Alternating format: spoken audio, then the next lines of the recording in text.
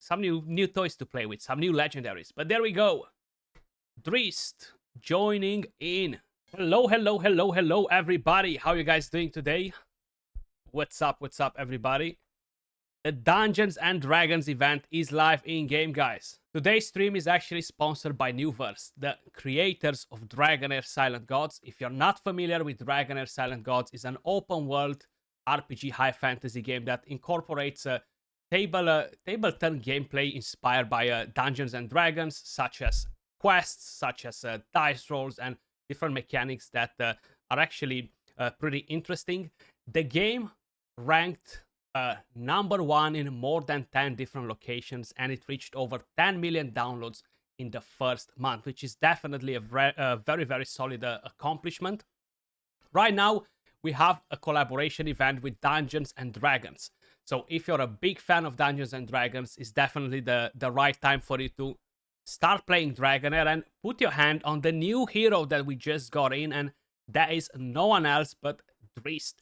And guess what? He's not alone. He's actually coming together with his Black Panther, Guinevere. I can't really pronounce the name properly, or at least I think so.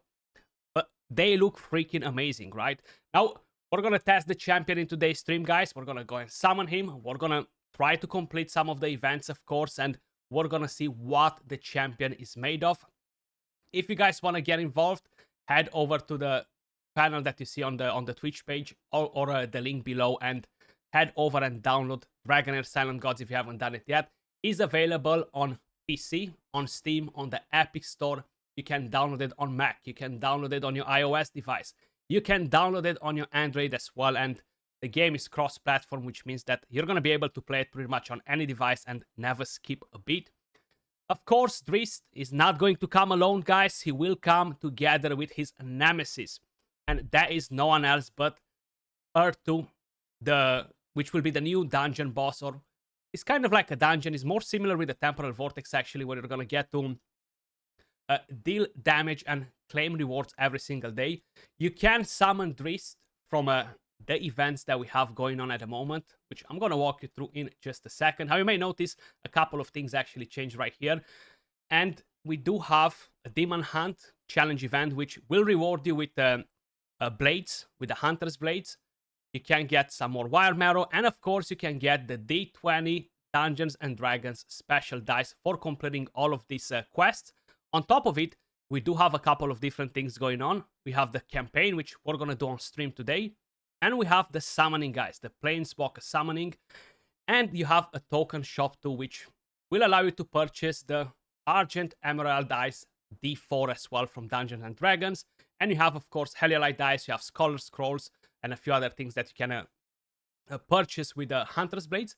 The main thing that you need to keep in mind is that when you are summoning at the Planeswalker summoning event right here, this is pretty much almost guaranteed that you're going to get this champion. It's the only legendary that we have in-game, and if you are not summoning him directly, you will summon Hunter's Blades.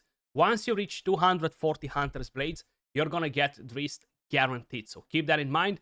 Once you're going to start collecting more, either you use them at the token trader, either you're going to be able to inspire the hero with 240 more Hunter's Blades, and the summoning details are right here. You have a 0.5% chance to summon a legendary hero, which honestly is not that bad because you're getting Hunter's Blade as well. So one thing to keep in mind, as free to play, if you are free to play, you're going to collect Hunter's Blades by doing the campaign, by doing the quest, by having your Twitch drops enabled, because we have Twitch drops enabled, and that will reward you Hunter's Blades, Wire Marrow, Scholar Scrolls, and some potions. So make sure you guys are keeping an eye on that. You're going to get notified up here on your Twitch page, and you're going to get some more by defeating Urtu, his nemesis, and you're going to be able to farm that boss daily. And if you're going to deal the maximum damage, you're going to get, I think, 5 Hunter's Blades daily, which will add up to quite a bit. So you're going to be able to collect quite a few for free, and in the meantime, save your Heliolite dice, because you're going to be able basically to get even more Hunter's Blades if you're not going to open one and just summon him directly. Of course, it's going to be based on your luck as well. And we have a pool of a few epic heroes in here that are pretty interesting, honestly. And I would love to get Nathaniel from here. I actually don't have him, and I don't have a Kamari either. So that's actually pretty good. But of course, I prefer to get as many Hunter's Blade as possible. We're gonna do the campaign, then we're gonna do some summoning. Actually, you know what? We're gonna do summoning before, then we're gonna do the campaign. We're gonna take him in with us and see basically what he's made of. The hero looks pretty interesting. Some people are not that excited because it feels like he doesn't do enough damage. He's a bit squishy, while other people think that you might have to change something on him. For example, to change the way the Panther interacts with the enemies and the rest, because once the Panther dies, basically stays dead. So a mechanic that enables the Panther to revive would actually be cool. Appreciate the follows, everyone that tuned in. Appreciate the Twitch Prime sub as well. Thank you. Hope you guys are having a good day. And let me know, what do you think about the hero?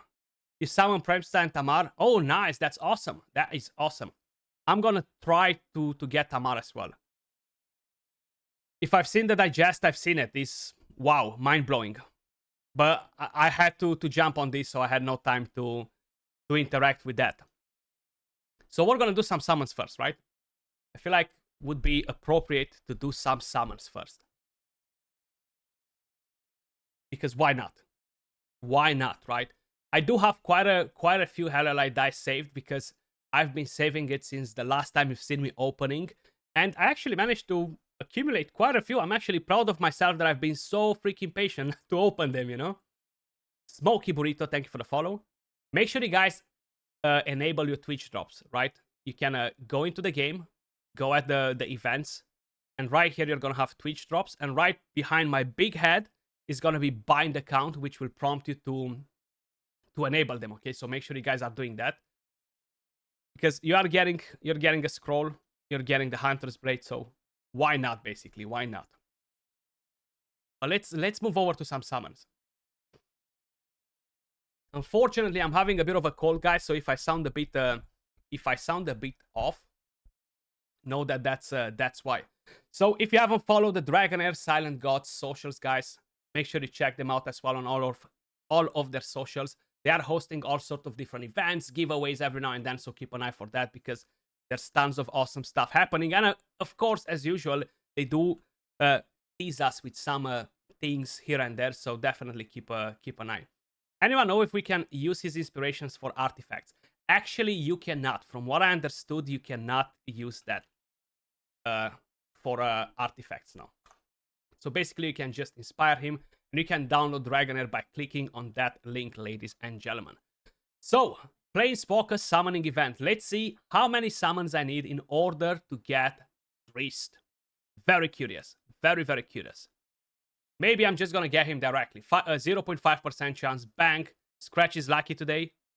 Maybe not that lucky. We got Irina. Nice.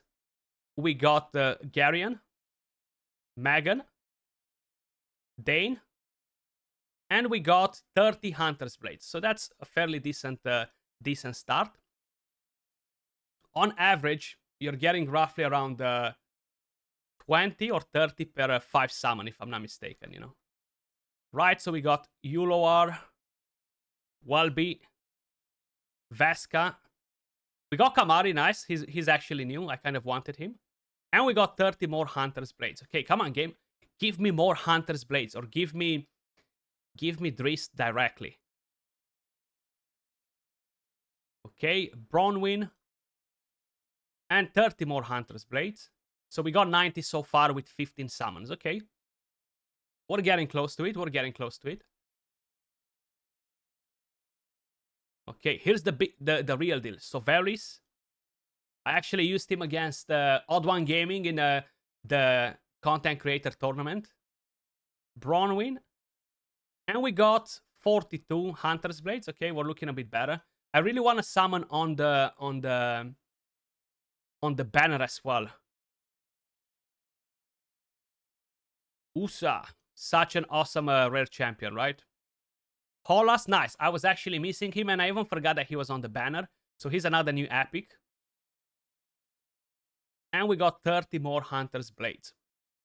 So we opened 25 so far. So roughly it feels like is around a regular Mercy, more or less, you know.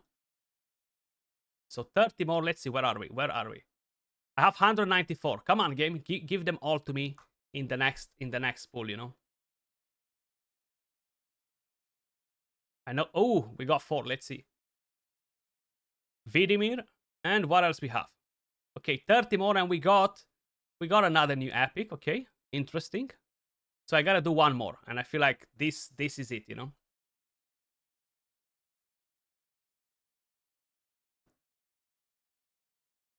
Oh, we got a dupe Alfie, and we got 42 more from here. So we opened 40 dice, and we got 264 basically. So we can summon Drist now. So we're gonna be able to take him in for a spin. I can save them for the next season, but I wanna get some new toys to play with, some new legendaries. But there we go. Drist joining in. Let's quickly check the skills actually. So we have Gwenvivar right here. The Black Panther fights alongside Drist, gaining 1 stack of planar ally every 1 second when they are attacking the same enemy. When Gwenvivar and Drist are not attacking the same enemy, they both lose 1 stack of planar ally every 1 second. Planar ally cannot be dispelled and is kept at 10 stacks.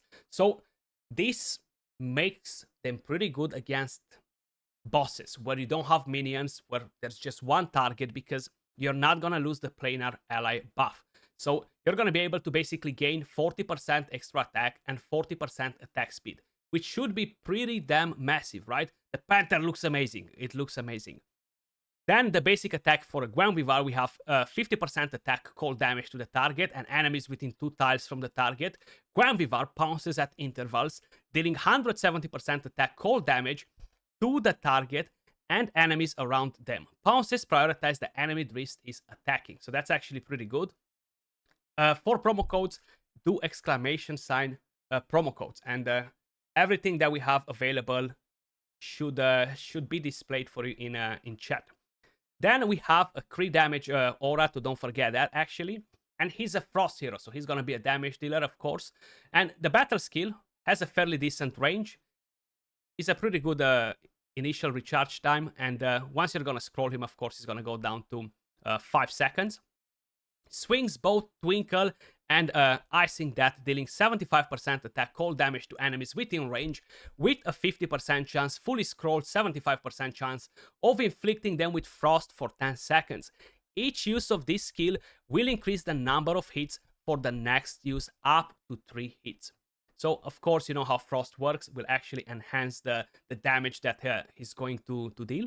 And then you have the ultimate skill, a much better range. Now, that's where the whole thing becomes a bit more interesting. Gwenvivar and Drist unleash a total of 6 hits on enemies within range, each dealing 110% attack cold damage. For enemies inflicted with frost, this skill ignores 15% of their defense. For every 1% of HP lost, lost by the target, the damage is increased by 0.6% up to 30%. So this, with the passive, should actually bring you in a lot of damage. So I'm very curious to see how much damage he can actually do. Now, he's a melee hero. It's going to be hard to use him against the open world bosses at the moment, at least for the frost element, you know. And for the vortex, unfortunately, the frost necrosis, they don't have the best support, so it's pretty hard to make a 5 out of 5 team with them. And yeah, we're gonna see what he's made of. We're gonna take him in for a spin a bit. We're gonna build him in a second. But before that, I'm quickly gonna do all the rest of the summons. We're not gonna do them on him because I'm trying to get the banner done too. And I feel like I'm at around 15 summons in here.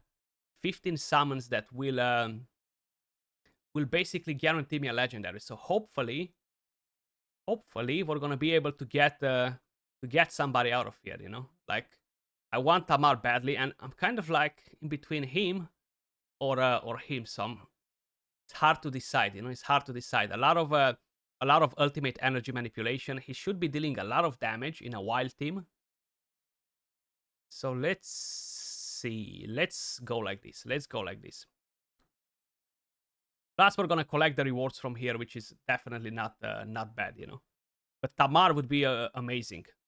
So wish me luck, guys. Wish me luck. Let's bring her home. I gotta say, this season I haven't been lucky with the summons at all. So what do we have here? We have a few rares. Usha, the most noticeable one. I've been hitting Mercy pretty much all the time, you know? Pretty much all the time. But I feel like this is about to change. This is about to change. Oh, damn, we got a dupe Horus now. So he's actually pretty interesting. He's pretty interesting. When the hero deals damage to an enemy under poison, every stack of poison on the target increases the crit rate by 1%. Then you have hurls a poison bomb at the target. Pretty good range for a battle skill. Deals 340% attack poison damage to enemies within range. And has a chance to inflict 3 stacks of poison. And then the ultimate deals 600% attack with the same range. And when hitting enemies under poison, triggers poison explosion. It's actually pretty interesting, you know. So 4 drops, guys. Make sure you are actually enable them in-game, okay? Very, very important. Very, very important. Adri, have you guys saw the new video that I posted on the Chaos of Shadows with the necrotic open world boss? That's actually a pretty good team for that. Okay, let's see. Come on, what are we getting out of here? What are we getting out of here? 2 epics, okay, 2 epics. What do we have this time around? Nimbus, okay. I was actually looking into him potentially to try and build him for my lightning team, but I kind of changed my mind. Any of you guys took him in for a spin to properly play him out? Yola, nice. Lolita. I'm actually using her quite a lot now for my lightning radiance team. Love the ultimate skill, the silence attack penalty, the passive which will stun them actually. Pretty good. And a nice range as well. And she deals good damage too, actually, surprisingly. Attack aura. Gulal. Yo, Pig Dog Hunter. What's up, buddy? How's it going? Megan. She was part of that team too. Come on, give me some gold. Give me some gold, game, please. Okay. No gold here. Loris. Megan again. Austin. Fitz. Fitz is actually a solid rare champion. 8 by 22 million and exhausted. Nice, dude. Well done. That's awesome. Okay, Nimbus again. We're getting close. We're getting close. We're getting close to the legendaries. I'm feeling it. Ooh, I was feeling it right. Please be Tamar, please. Please. Hexandra. Oh, okay, I'll take this too. Huldork. I'll take him too, actually. 100%. So I actually added him on my list. When the hero skills deals damage to enemies within 3 tiles, increases the damage dealt by 50%. Then deals fire damage with a chance of inflicting blind for 5 seconds. Reduces the target's ultimate energy by 10% when dealing damage to enemies within 3 tiles of the hero. And additionally inflicts attack penalty to enemies within range. Very, very nice. And the ultimate skill accuracy penalty. Dispelling 2 buffs. Then you're reducing the ultimate energy by 50%. That's kind of like why I put him on my list, because he's a lot of control from him, you know. So plus the stun that drops is actually very, very solid. So yeah. Yay. Yay, yay. Lorari. That's awesome. And we managed to keep enough to guarantee us another legendary from the other side, if I'm not mistaken. And we collected all the rewards from here, which is awesome. Awesome stuff. Okay. So let's move over to the regular summons now. We can collect something else from here too now. Please don't give me a dupe. Give me something that's really gonna help me. Tamar, for example, you know. I would have summoned more on the banner, but I won't have enough for the Mercy, you know. Garrett, okay. I am missing Zarlot from the Necrosis element, the epic. I would like to get that one, honestly. Appreciate the follows, everyone. Welcome to the stream. So he's not a bad tank though. If you don't have any of the better ones, you got Tamar 2 days ago. Nice, dude. Irina, what an amazing rare champion, right? Attack down, tons of AoE damage. The hit bounces, the chain lightning dealing 360% attack. Pretty damn nice. The passive offering you a bit of support. I'm actually using her on a stun set for the Pillar of Trials now. And we got Kamari again. Kamari loves me today. Kamari loves me today, that's for sure. Teacher Dean, welcome to the stream. Appreciate the follow. Legendary or legendary in the next one. I feel like I'm pretty close to the Mercy, remembering it from the previous time when I summoned, actually. Okay, Letalis. And the last 5 pop, guys, is now or never. Now or never. There we go. What do we have? What do we have? We got Caraman. What an MVP for PvP, right? Such a solid champion. Flashes behind the enemy with the lowest current HP, dealing 420% attack fire damage, and targets them for attack. After killing an enemy, resets the recharge time. Very, very awesome, awesome hero, guys. Very nice. And right here, charges at an enemy, dealing 750% attack and ignores 30% of the enemy's defense. Very good to cut the enemy backline if they have a lot of tanks, you know. Okay, and oh yes! Oh yes! That's what I'm talking about, baby. That's what I'm talking about, Tamar. I've put her on the banner, on the blessing. I didn't got her there, but I got her here. So that is awesome, man. She is so powerful for PvP, and for PvE. She's gonna be massive. What an amazing champion. That's actually crazy luck, Napkins. Crazy luck, actually. Because I just put her on the banner and I didn't got her there, right? My god, that was actually some nice luck. Casts a lightning strike on the enemy whenever they gain a buff, dealing 100% attack derivative lightning damage with a 30% chance of dispelling one buff from them. This skill only takes effect once on the same target in 5 seconds, my bad. And I wanted her exactly. Then the battle skill, very good range, unleashes Fork Lightning, dealing 300% attack lightning damage to enemies within range, has a chance of dispelling one buff from them, and a chance to put attack penalty. I know who I'm gonna scroll next. Then the ultimate skill covers the entire area, so powerful for PvP, unleashes a powerful lightning storm, dealing 700% attack lightning damage to all enemies, with a chance of putting buff prohibition for 10 seconds. For enemies without any buff, there is a 75% chance, fully scrolled 100, to inflict a stun for 5 seconds. Now I can tell you one thing. There is a 100% chance for you to smack them and put them to sleep, because she actually deals very good damage as well. And of course you have a accuracy aura for Arena. But damn, what an ending. What an ending, ladies and gentlemen. What an ending. Definitely very pumped for my summons, you know. Yeah, I would definitely replace Voresh with her in the team, yeah. She just does everything better, yeah. And she actually hits harder. At least it feels like it. Like, a lot of times, I'm just getting smacked by her in PvP, you know. Awesome stuff, man. And we have one more. Let's do it. Let's get this out of the way too.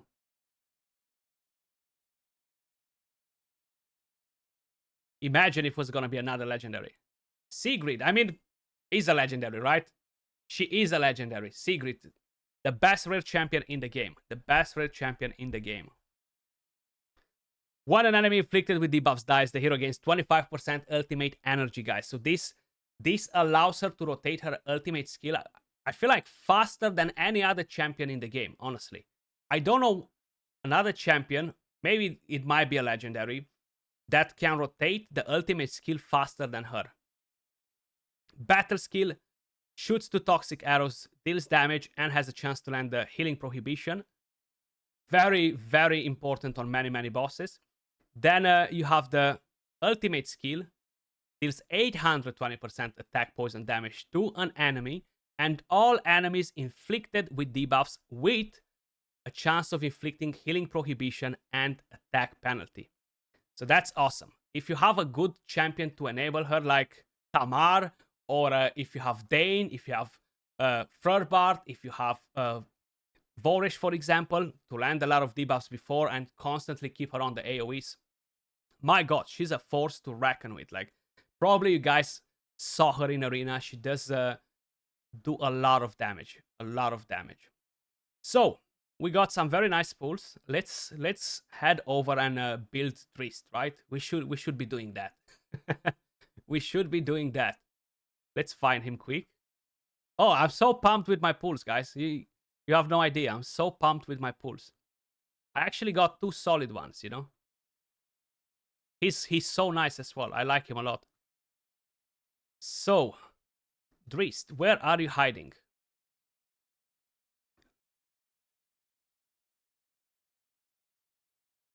Yeah, of course he can, yeah. You can run both of them in the same team. It's gonna be nicer when the elements are gonna pair with each other, you know. So hopefully we have enough frost materials to take him up and running. I should be able to do it. I won't have scrolls for him. And I tend to don't invest my scrolls into damage dealers initially. I tend to do it on support champions. I feel like I'm getting more value like that, you know. Because, you know, debuffs, they require a 100% chance to land, and the scrolls are used better on support champions. Ergander would be nice as well to get him. Mitrasi, Vitar at some point, hopefully.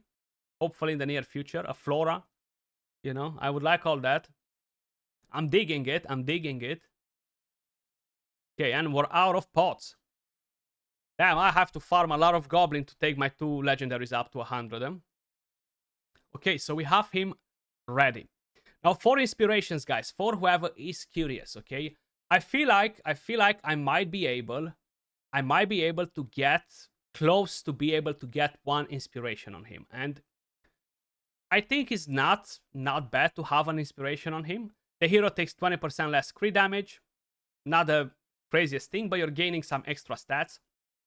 The main thing that I would like to gain as extra stats, of course, would be this, the crit rate and the crit damage. But for that, you need 3 inspirations, you know, and I'm not gonna rush to do that.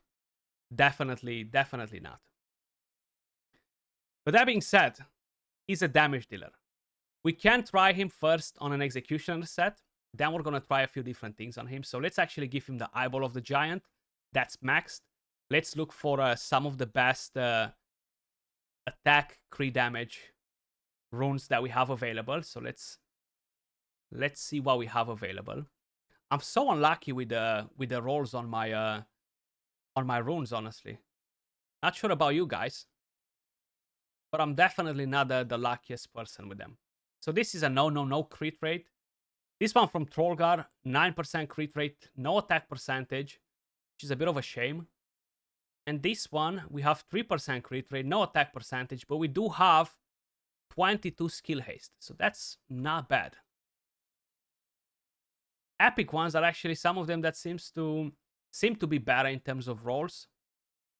I gotta look into them, maybe to use some stones to make them legendary, you know. But we're gonna give him this for the moment. Let's try to get as much crit rate as possible on him. Runes carry over to at the end of the season. No, same with the gear. It's not going to. You got a rune for Tamar, crit damage, 34 skill haste. Ooh, that's nasty. Attack and accuracy. That's very nasty. That's a lot of skill haste. That is a lot of skill haste. So right here, this is nice. Shame we got 2 rolls on Enlightenment. I wish that would have went on crit rate instead. I actually really wish that it would have went on crit rate. So instead, we're going to have to use this. No crit damage, but it's fine. No point to have crit damage if you cannot crit, guys, right? You know how it goes. So runes, gear don't carry over in the next season, because most probably they will be bringing in new sets. What I'm hoping in the future for them to do, because at the moment we only have 3-piece sets, right? I would like them to combine them with the runes in the future, so we can get either 4-piece sets, either get a 4-piece set, and then with the runes make another set, so combine 2 sets, 4 plus 2 pieces, stuff like that, you know? Would be awesome. Would be awesome. So let's look for a nice attack chest piece. We're gonna go with an executioner set first. So this has no crit rate. We have 9% crit rate. We don't really need that accuracy, to be honest. 4 crit rate, 16 crit damage. I can always get a different chest piece, I guess, but let's just try this first, and we're gonna see after. Appreciate the follows, guys. Welcome everybody to the stream. Where are your speed boots exactly? Huh? Where are the speed boots? So we have this one, crit damage, 9% crit rate, 72 flat attack. This has no crit rate. So for the moment, we're gonna go with this. Then at the end, I'll see actually what to equip on him, you know. So what do I have here? 9 crit rate, HP.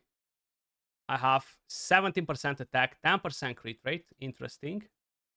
9 and 7. I have 8 and 23, but no attack. 8 and defense. We have 13, 17, but no attack. And this is new. Please roll attack, please. Oh, beautiful. Thanks for listening. And give me crit rate.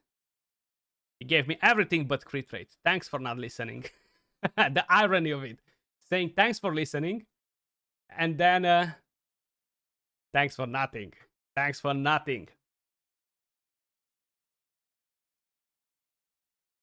Big Dog, I just want to see the damage on the AoEs in the Goblin. And the execution, the Gambler set is not that great for the Gambler, you know. Then we're gonna try him in Executioner as well. So if we're just gonna go on bosses, yeah. If we're just gonna go on bosses, he's gonna be good on Gambler.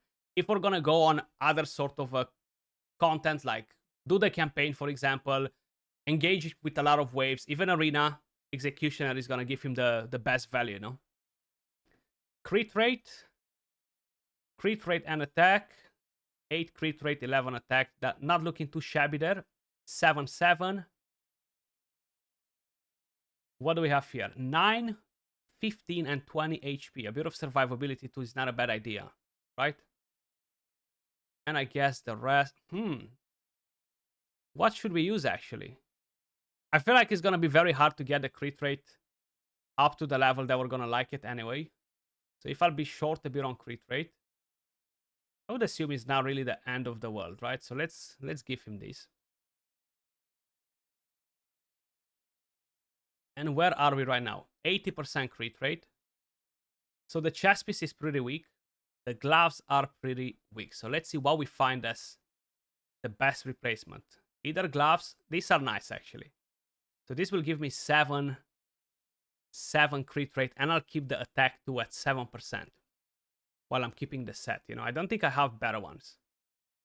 17, but no attack. I do have this, which could initially give me something better, but they didn't start it that good, so I doubt it. Yeah, so not the case, not the case. 7, okay, so seems like the best gloves that we have are these ones right here. And if I'm changing the chest piece to get 9 crit rate instead, it won't be more beneficial than the gloves. Because I feel like the best chest piece that I have is this. But it will give me some crit damage, though. It will give me some crit damage. 5, 7. But I'm losing attack. So we want to get more attack, too. Let's go with this, okay? And somehow I managed to keep him at exactly 0 skill haste. Does your bread roll over to next season? No, you gotta use the bread and just get gold, build your teams. I'm sure you haven't developed 6 teams yet to defeat all the world bosses and everything else, right? So you still have a bit of work to do there.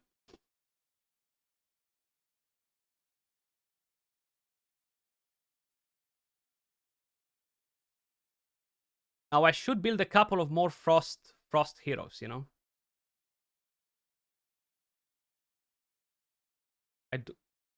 I do have him almost built, so that's fine. I think I kind of need somebody to give me frost. And I don't have one leveled up, you see. But what I can do is to give her a few levels, just to like 70 or something. And I'm going to give her a bit of extra skill haste. And let her do the job, you know. From range, they're not going to kill her anyway. She looks pretty awesome. Love the armor on this hero, Lucenia. Yeah, we can go to 70. That's fine. And we can stop here for the moment. I think this should be enough. So let's quickly give her some a Brotherhood set actually, so we get an increased attack. Till we stack the passive, you know, till we stack the passive. Let's run a Brotherhood set. We're not gonna try to give her any damage or anything like that. It won't be any point whatsoever. Okay, and what do we have available here? Something juicy to keep her alive. Let's see, HP or defense. I tend to level up HP or defense gloves from other sets as well, even though they're not necessarily supportive sets, you know. Let's go with this. It's okay. And we're not gonna get any runes. I'm just gonna get Rift Hourglass on. Or actually, let me just take her one more rank higher. So at least we enable one of the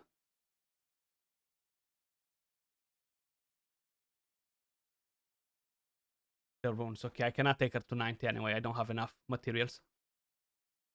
You notice the summoning event for Drifts has a 0.5% chance for the Lego rather than the usual. You read that right, Boo Boo, but you know what? You're getting Hunter's Blades with pretty much all of your summons. So when you reach 240 Hunter's Blades, you're going to be able to go and get him with that. And if you're going to summon him on top of it, at the 0.5% chance, it's kind of like a win-win, basically. But roughly you need around 35 dice to guarantee to get him guaranteed, you know. I actually opened a few more because I wasn't patient to go and do the rest of my campaign and quests to get some more Hunter's Blade. You can get him multiple times and inspire him, yeah. Yep, you can. 100%, yeah. So you're not going to be able to purchase artifacts with the dupes, okay? Make sure you keep that in mind before you're going ham on it.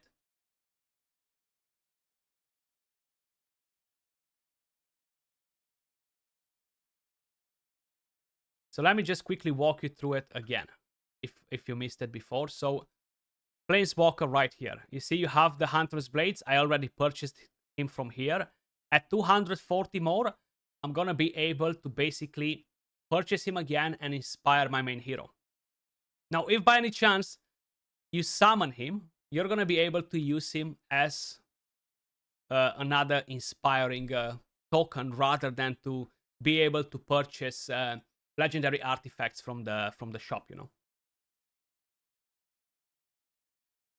And I know a lot of people are not very, very happy with him for the moment. They say that he's pretty underwhelming.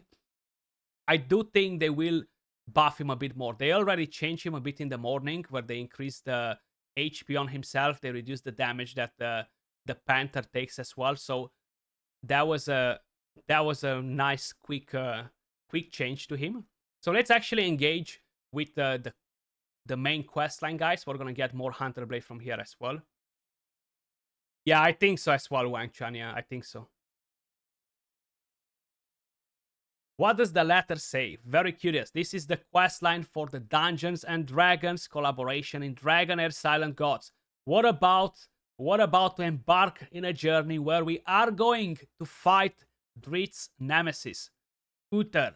So let's see how dangerous that boss will be. Okay. Let's head over to the adventures. And seems like we gotta head up all the way there. Okay. What you have in store for us?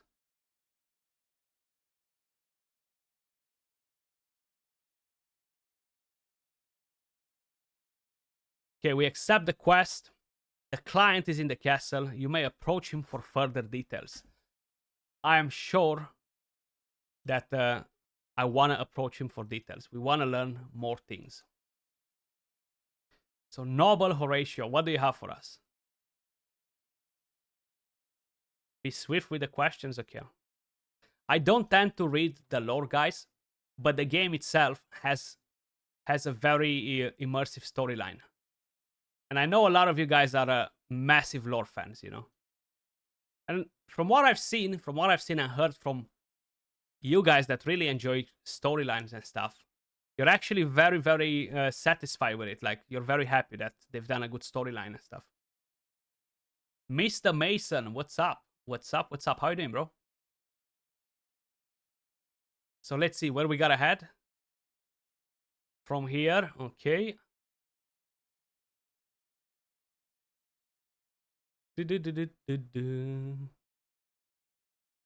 Are we going at the right place? Yes, we are. Yes, we are. I'm curious how many Hunter's Blades we're getting from the campaign. Any of you guys can confirm that? Any idea? A pack of monsters you have never seen before blocks your path ahead. So these are the minions that we've seen teased on their socials, guys, right? They actually teased the boss and the two minions.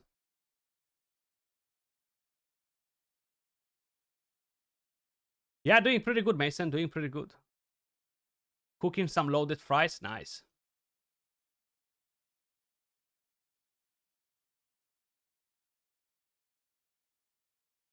Okay, in Battle of Inferno and Tweakle, levels and attributes of all heroes are stipulated, while their inspiration and skill levels confirm to their current status. Okay. Okay, so that's helpful. Basically, all the heroes are at level 100. So here we go. Join in. We're gonna have the hero to put the frost in for us. We're gonna run some necrosis in as well. I feel like she's built, if I'm not mistaken. Or maybe the gear doesn't even count on them, does it?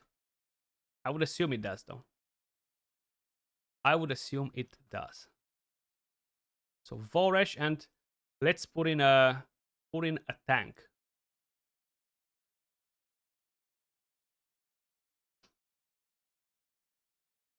Let's crack on it.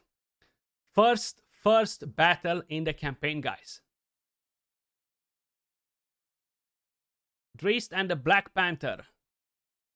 How are we looking with the damage? Visenya taking all the damage there, huh? Taking all the damage with with her skill.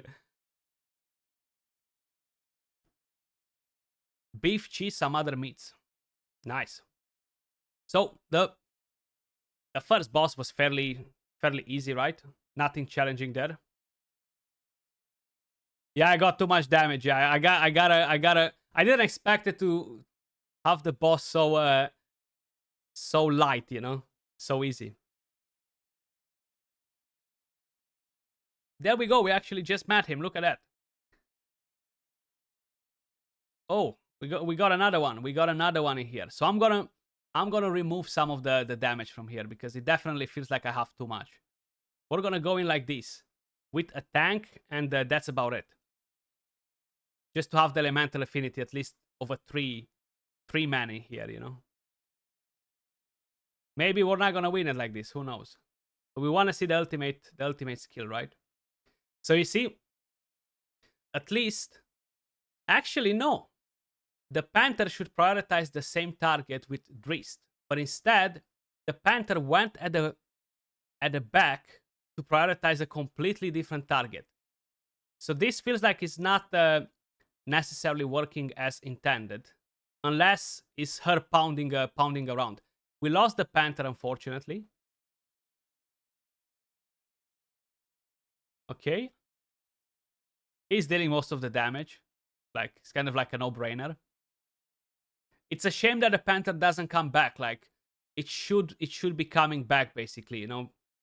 Make it like Shelter, for example, where he does his summon, okay? Does his summon, and once the summon dies, he's gonna summon the monster again, you know?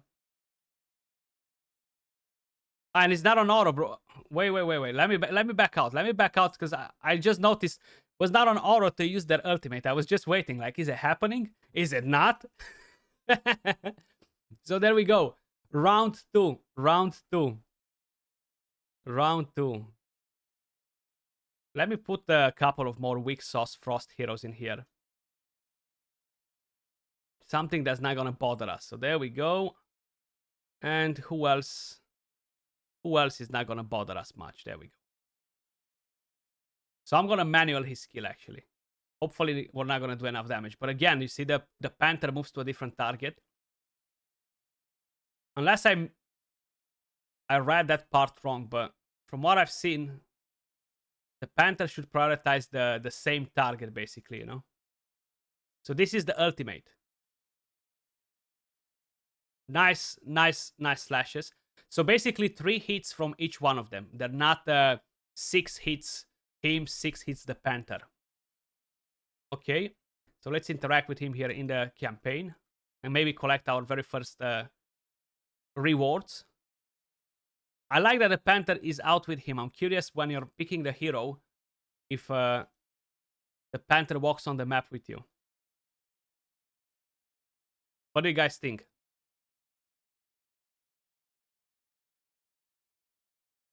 Okay, seems like most probably not. Most probably not. Okay. Let's inspect that, see what we're finding. Bonsoir. How you doing? Appreciate the follows, guys. Welcome to the stream, everybody. Welcome to the stream. Okay.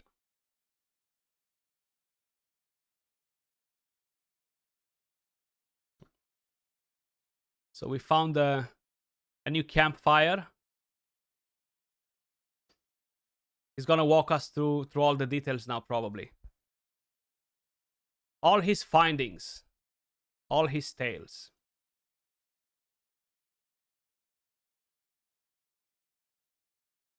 I do like the design on them a lot, though.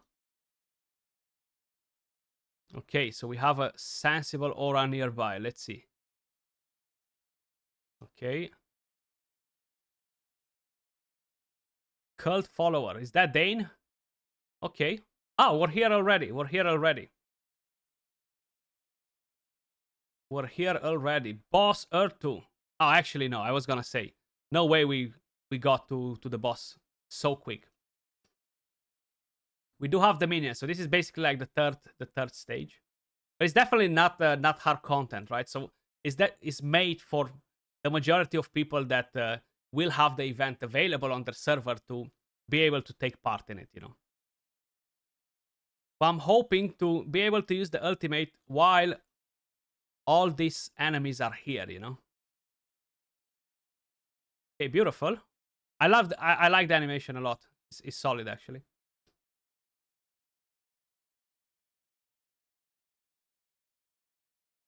You gotta do the boss a second time and get high damage, yeah. Have you tried doing it with the Frost Necrosis team? How did that work for you?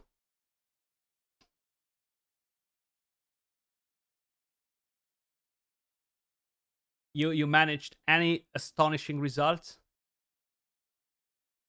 Dane is one of my favorite epics, actually. I like him a lot. Solid champion.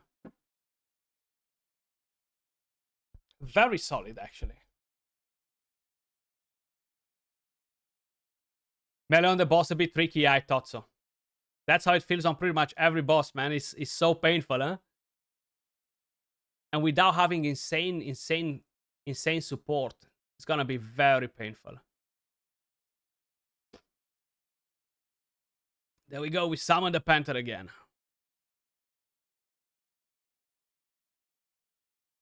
You think they're ever gonna bring mounts to the game, guys? Like, I'm not sure if you've seen if you rank top 150 on the season, seems like we're getting a flaming horse or something.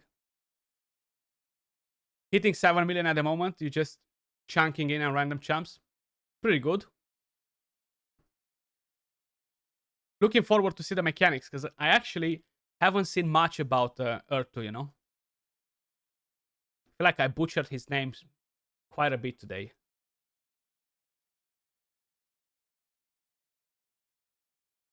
Okay, so we're gonna have to use this for the quest, I would assume.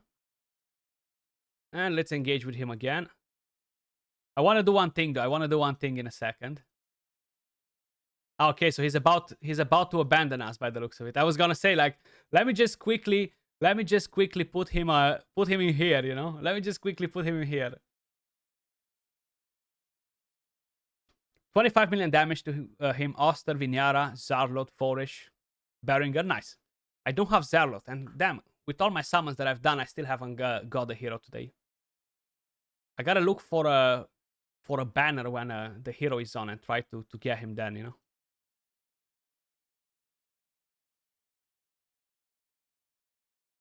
Let me just quickly drop this from the tab, because I always have it there, and he's a bit disturbing. Let's go for side quests better. So, okay, we gotta go back to the castle. Does it take into account your gear for this boss? I would assume so. I'm not 100% sure from the looks of it. From the looks of it, all your heroes start at level 100, but they don't mention anything about them being geared or anything. So I would expect the gear to matter, you know? Oh, okay, all stats are fixed. Gotcha. So the gear doesn't matter. It just matter the combination of champions that you're using. Jeff, thank you for the follow.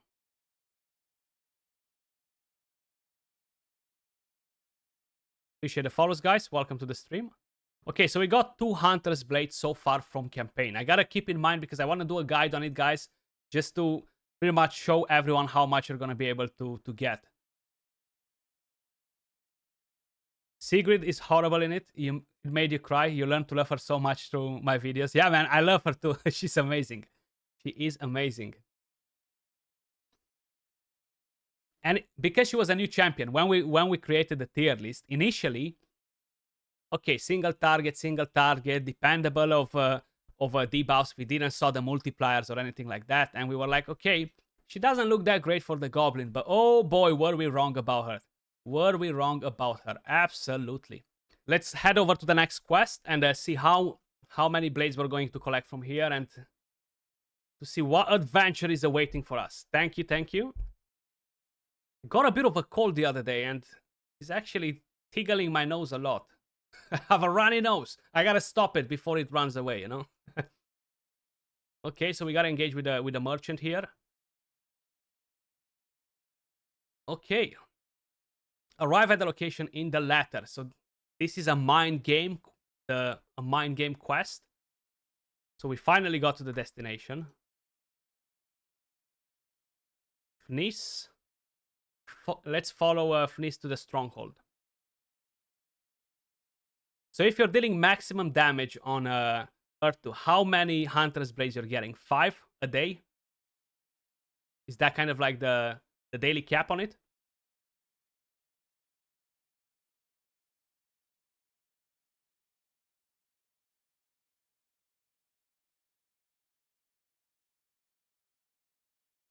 Lord Drist. What do we have? What do we have here? What do we need to do?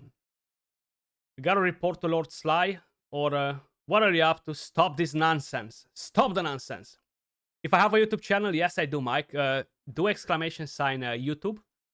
And you can follow my Dragonheir YouTube channel. Daily guides and news. Tons of informative and educational content. Appreciate the follows, guys. Okay, I did have the option to give him nothing, but I knew I was gonna win the match here, and I cannot wait. I cannot wait to complete all the daily quests and change my dice to the Dungeons and Dragons one, the D20 one. If the D4 would have been slightly cheaper in terms of Hunter's Blades, I would have considered to pick that dice up as well. I like it. But I'll be happy just with the free one that we're getting for completing the quests, you know. 100%, 100%. It looks awesome, though. So if you don't know what I'm talking about, right? you do have these dice that you're gonna get for free by completing the quests, and then you can purchase this one right here at the token shop. But it's 80 Hunter's Blades. You know, I feel like 40 would have been enough. 80 is out of my budget, at least at the moment, because I only have 28. Because I only have 28. And the quests are pretty straightforward, guys. You have them right here. A few daily quests. You're getting a 35 Hunter's Blades from here, which are definitely going to help you towards either to get Drist, either, of course, to get other goodies from the store.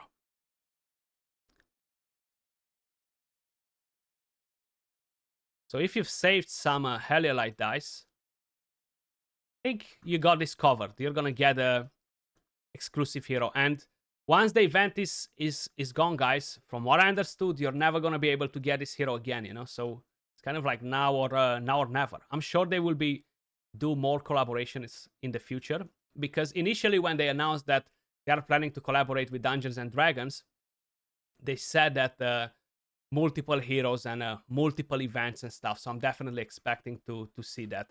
So let me just do this for you. Exclamation sign YouTube. That's my YouTube channel for Dragonheir.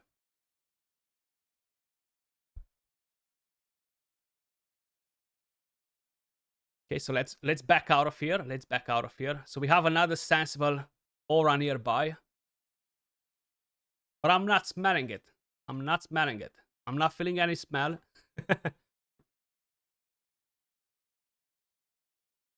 Your wallet will hurt so much you don't care if the D&D heroes are not in their peak. You just love them. I mean, yeah, it's fine to collect the Pokemons as well, you know. And if they're nice heroes and if they're kind of like meaning something to you, 100%, you know. Are we gonna go on a boat journey? Look at this. There are two Drists on here. They're kind of like pointing at each other and be like, no, you're the copy. No, I'm the copy. No, you're the copy, you know.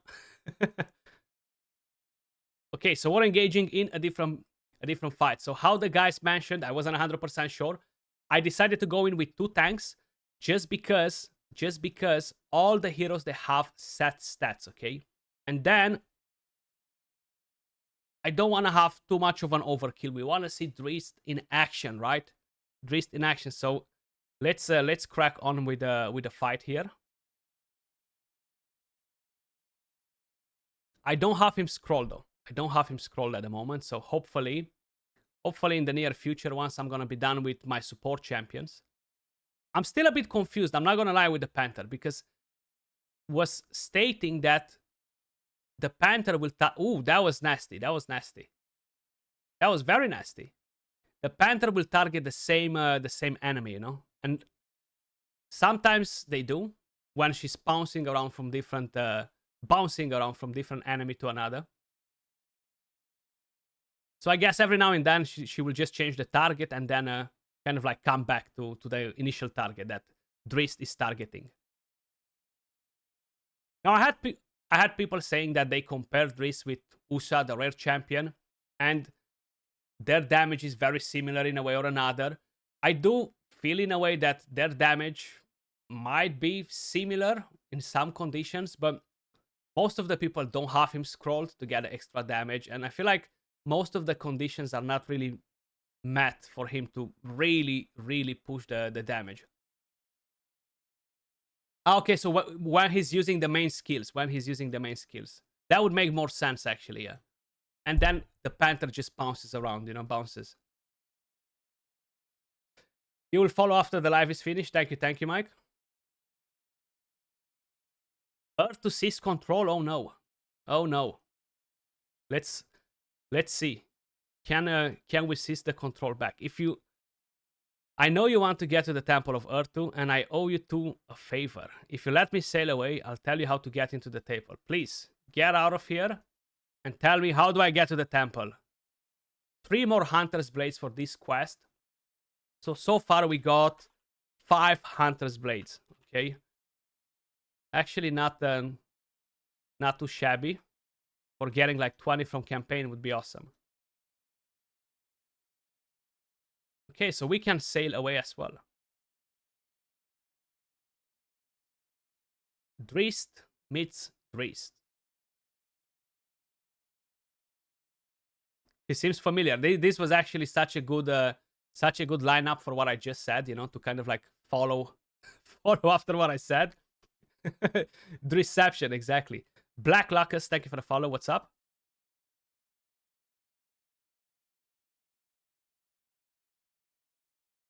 Okay. Investigate the area for clues. Okay. So we gotta go down a bit. Let's see. We found the clue. We found the blood. Seems like a battle happened here. Okay, let's see what we have here. Okay. We passed it. We passed it. Selksy. She can't believe that she's seeing Dritz, you see? She can't believe that she's seeing Dritz in here. Like, it can be. Is it really you? It's 15 from the campaign? Okay, decent. So basically you're getting 50 from the campaign and the daily quests, and then whatever you're getting from the Earth to boss, right? Am I butchering the name, guys, from the boss? Like, I'm not very familiar with the Dungeons and Dragons story and stuff, and just generally, so I'm not sure if I'm saying the name right, you know? So feel free to correct me, please. Ertu. I am well known all around the globe for butchering names, though, at the same time. So, okay, so we're finally using the thing that we got. The daily quests are a bit hidden, though. If you don't look in the event, you don't find it. Yeah, that's the problem. I wish that they would kind of like prompt you on the screen like a pop-up or of some sort, you know?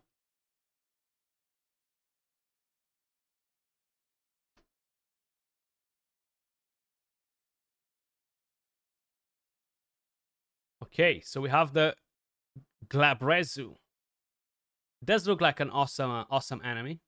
Prevents the targets from launching basic attacks or casting skills. When he's landing, the stun actually grapples the unit furthest away from itself, dealing necrotic damage. Interesting.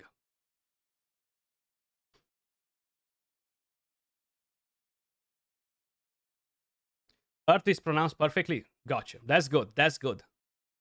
For once, I'm not butchering the name.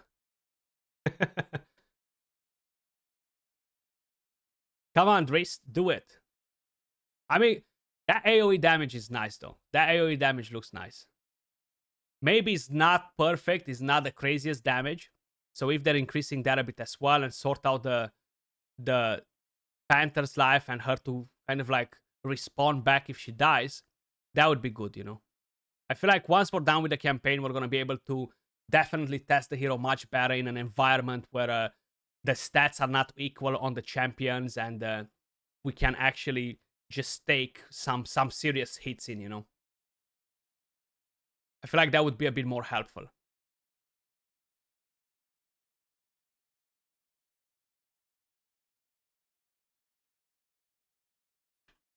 I feel like that would be a bit more helpful.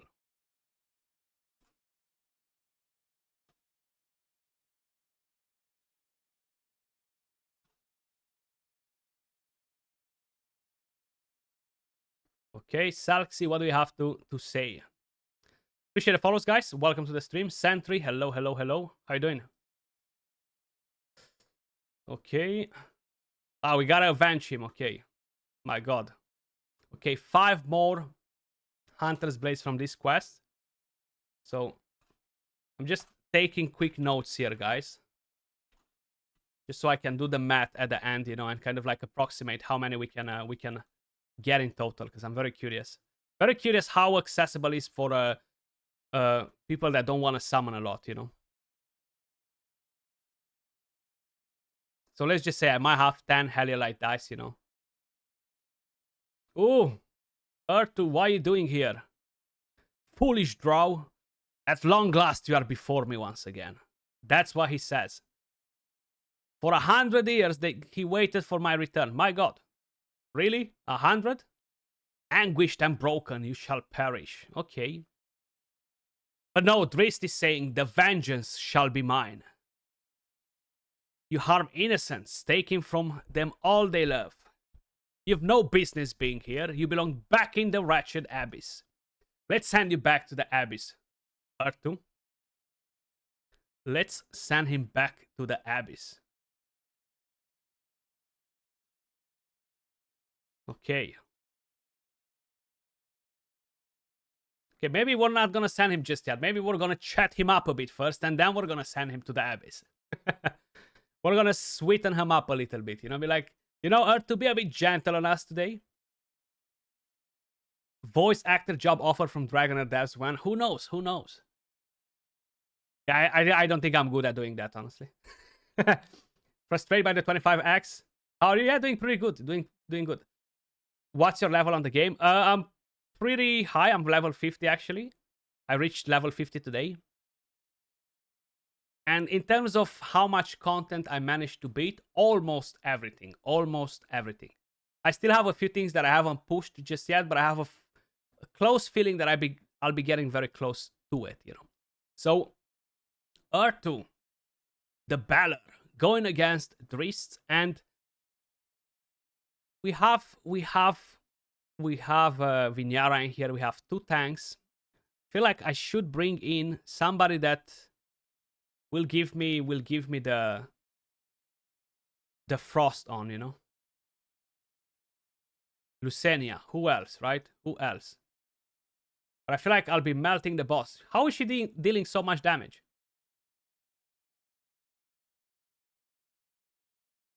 Oh, look at that. Look at that. The frost was on as well, right? So we managed to pinch that ignore defense too. Now a gambler set would be much better on this boss, just generally on bosses, you know. Okay. Summon the minion. R2, the Balor bringing in the minions. Let me guess, we defeat the minions and he's coming back. I do have Sentry. I have quite a few actually. Yeah. Okay, so we defeated R2. But it's not the end. He shall visit us once again. He's inevitable, he's saying. It seems like I took your throne. We triumphed. We triumphed.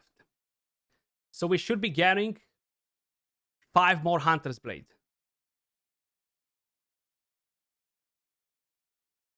We should be getting 5 more.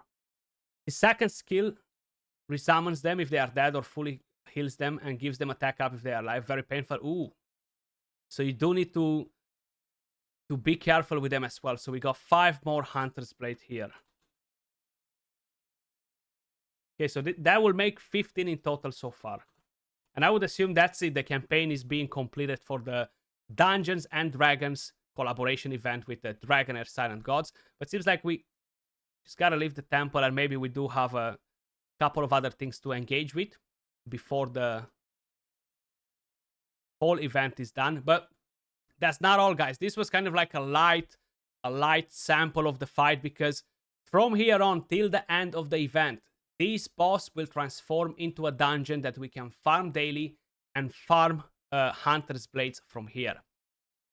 I think the maximum damage that you need to deal, if I've seen it correctly from my clanmates, is actually 10 million. That will be the maximum.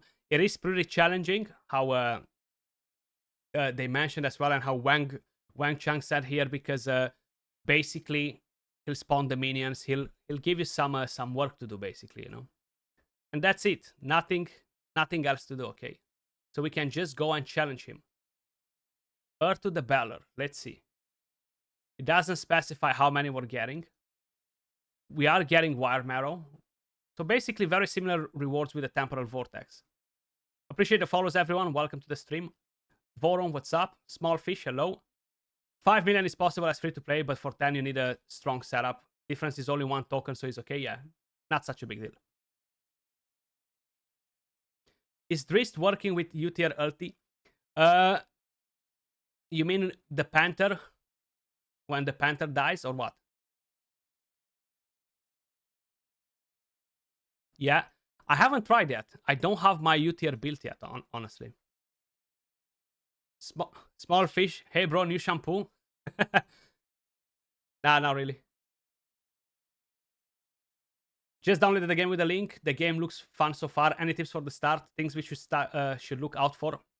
Yeah, so basically, when you start the game, appreciate you downloading the game with my link, by the way. Even though the link doesn't give me any benefit whatsoever, it does encourage the company maybe to sponsor the channel in the future. So appreciate you for supporting.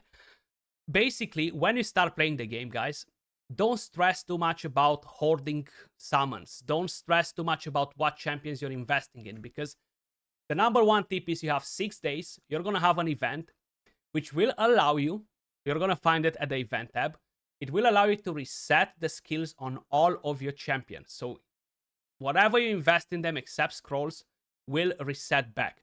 So if by any chance at the end of the 6 days you're not really sure what team to make, right?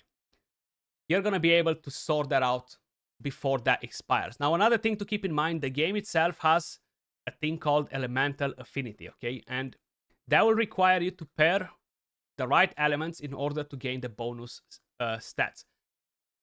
It's not necessarily the most important thing, but it's a very, very important thing. Mechanics, they do tend to play a more important role overall in the game. Having the right debuffs, having the right buffs, the right support, the right combination of skills in the team is very essential.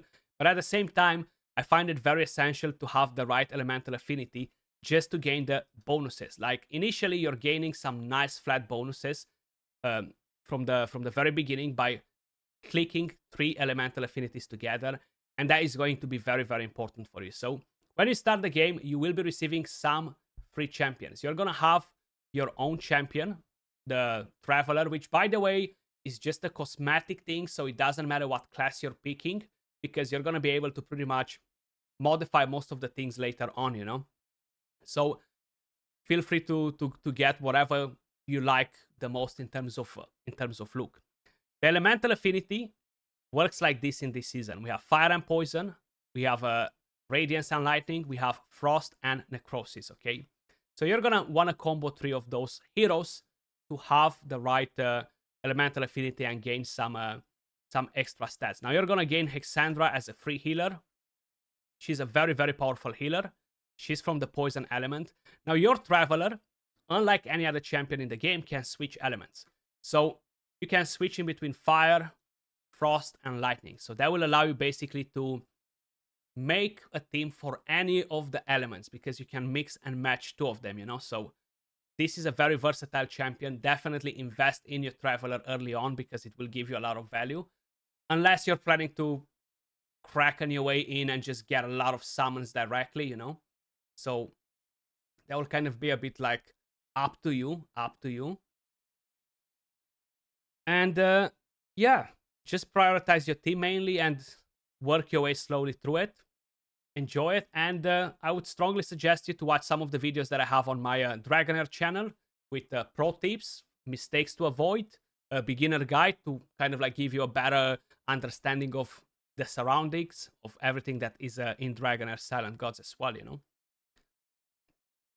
So this is a limited time event in collaboration with Dungeons and Dragons. If you weren't here when we were talking about it before, you know. So it's actually pretty interesting stuff. They introduced a new dungeon. They got Drist in here, a brand new hero, together with his Panther.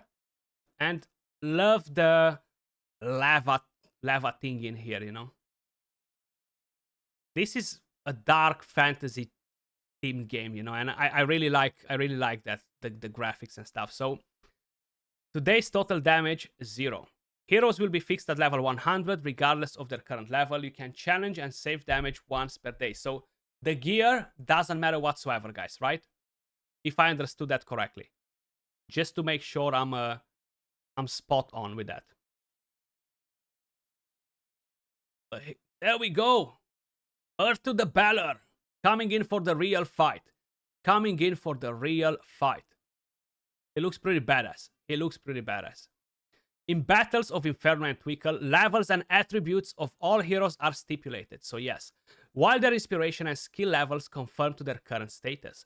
Earth to the Balor takes extra damage from Drifts, Durden, and Gwenware. So we're gonna try to use him in a team first. From what I understood, is going to be pretty hard. Melee heroes against bosses, they're not the most powerful ones, of course.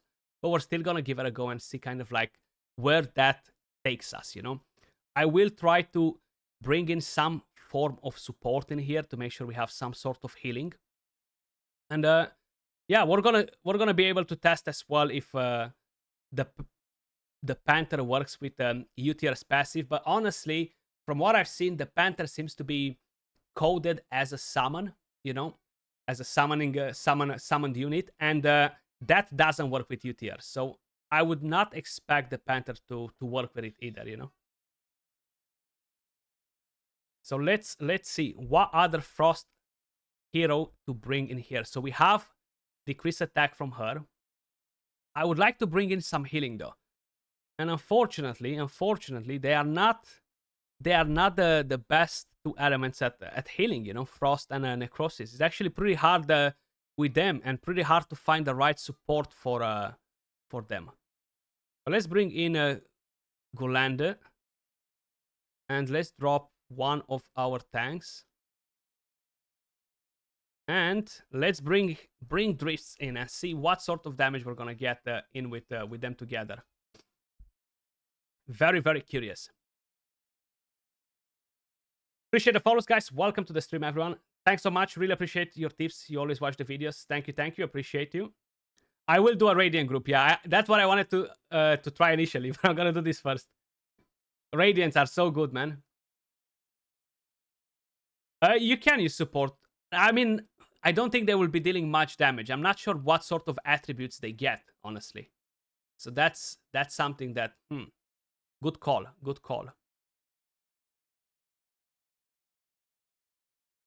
Now we could try to land a decrease ultimate energy on the boss. That could help us quite a bit.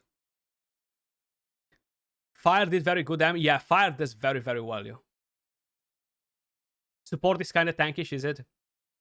Okay, so probably they cannot do a lot of damage, unfortunately, no.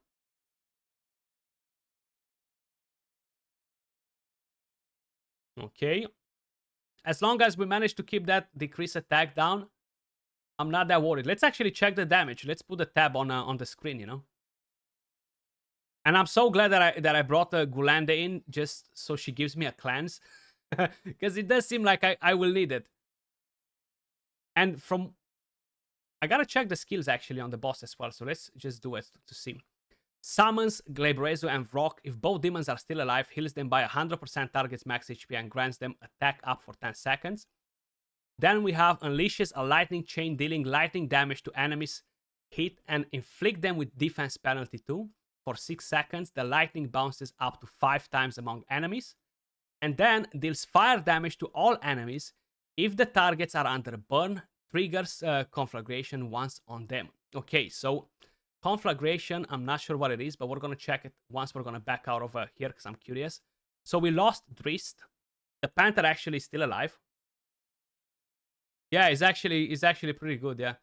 I've seen that the Panther tends to stay alive longer than Drist because of the AoE attacks and stuff.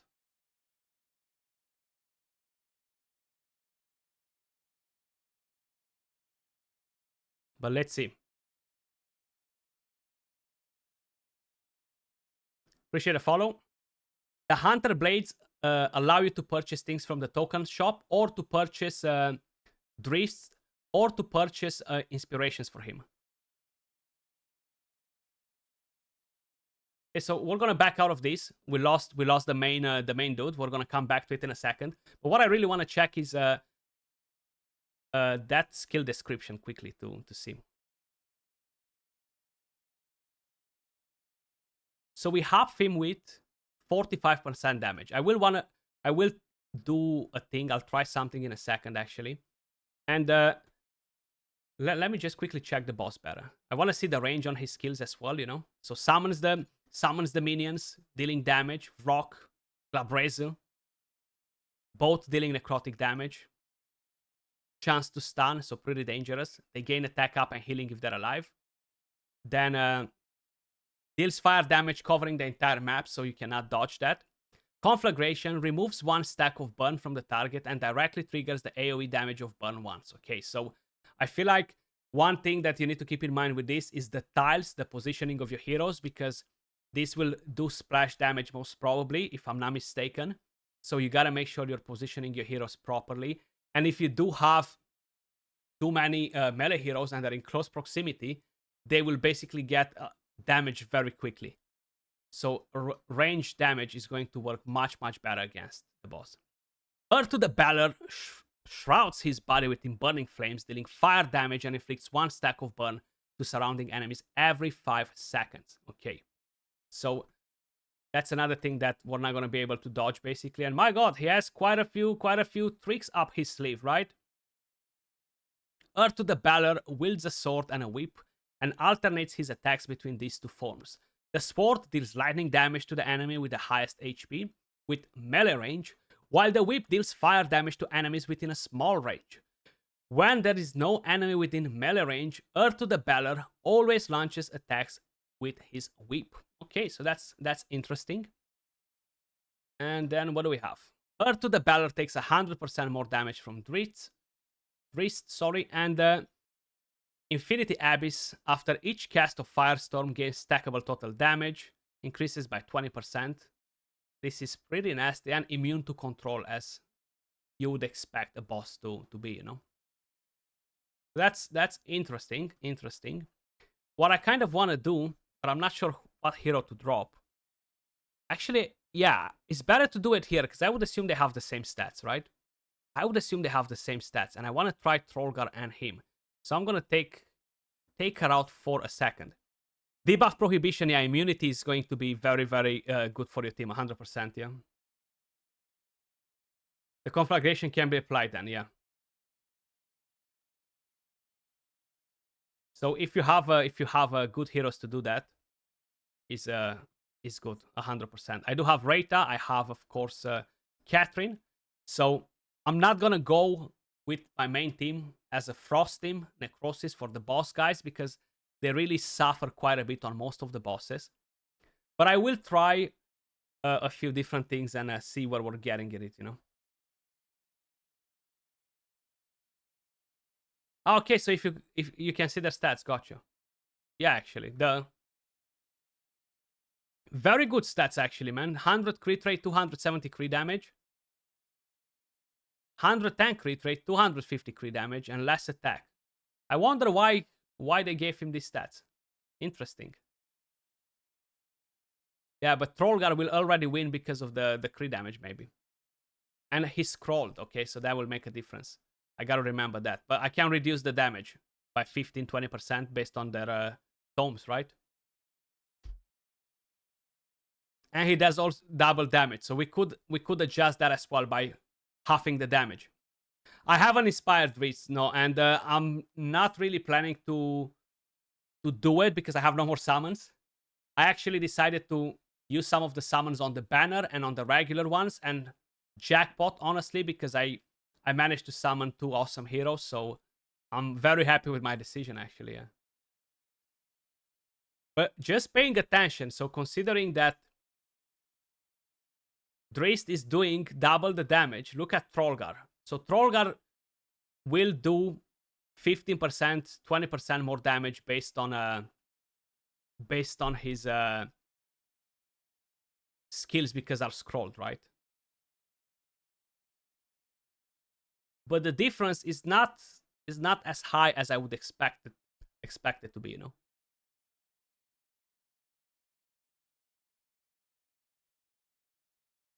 I think I would have had slightly higher hopes for it here, you know. They're actually very, very, very, very close to each other in terms of damage.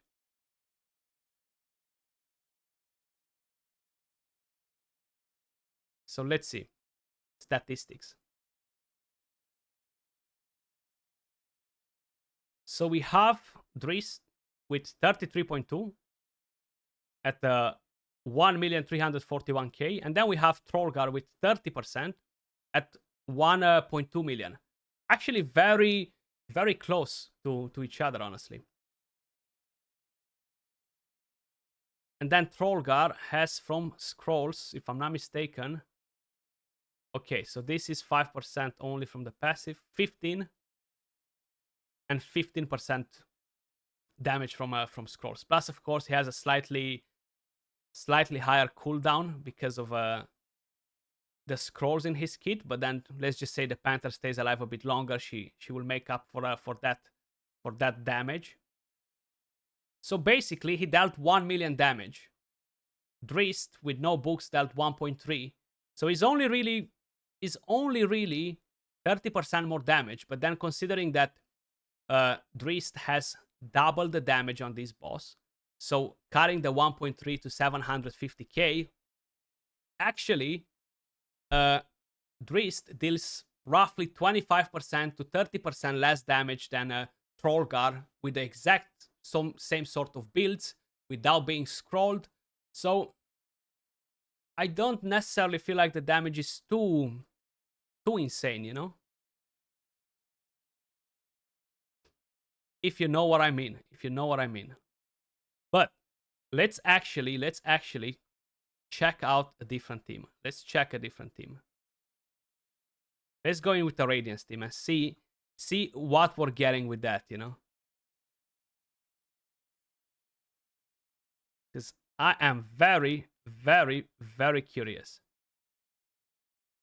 Garius, where are you?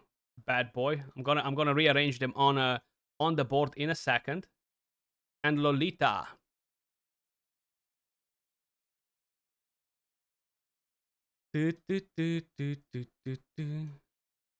Okay.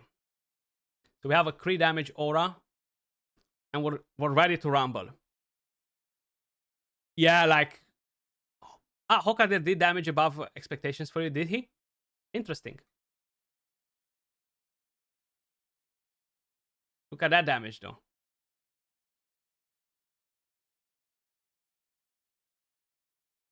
I'm curious if this will take me to the right damage, or I have to go on a fire poison combination, you know. But once Huberg is gonna start ramping up his ultimate, it's gonna be better. Apparently, when the Panther dies, then he's a common. Yeah, unfortunately, the Panther doesn't come back to life, and that is definitely pretty underwhelming, I would say. I would expect them to buff him, though. I'll be honest with you. I am expecting them to buff him a bit and put in some work.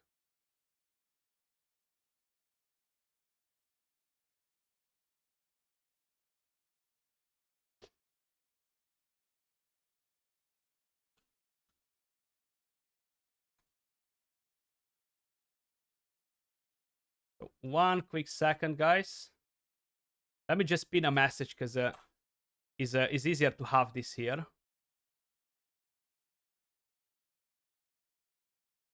So how are we looking with the damage? 4 million. We still have a lot of HP on us, you know. We're looking good so far. We're looking good.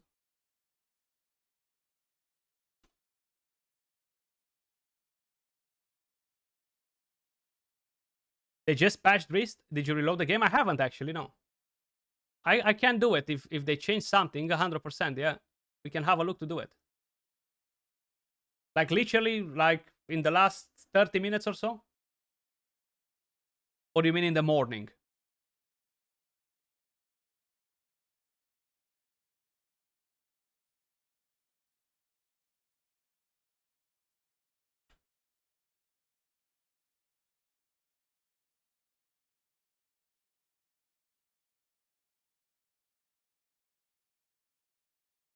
Or do you mean in the morning?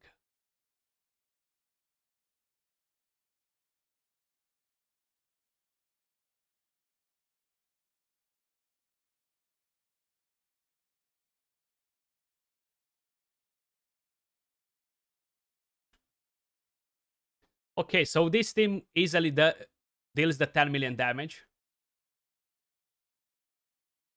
Okay, so that's not a problem. Look at Huber, 55%. What a beast. What a beast. Ah, yeah, I've seen that. That was actually in the morning. Yeah, I've seen that in the morning. So they changed that in the morning, yeah.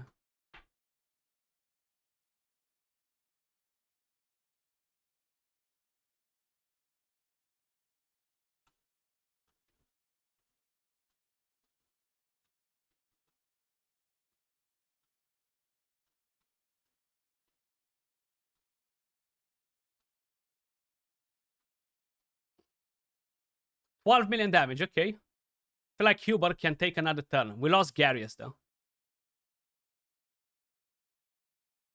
Let's see.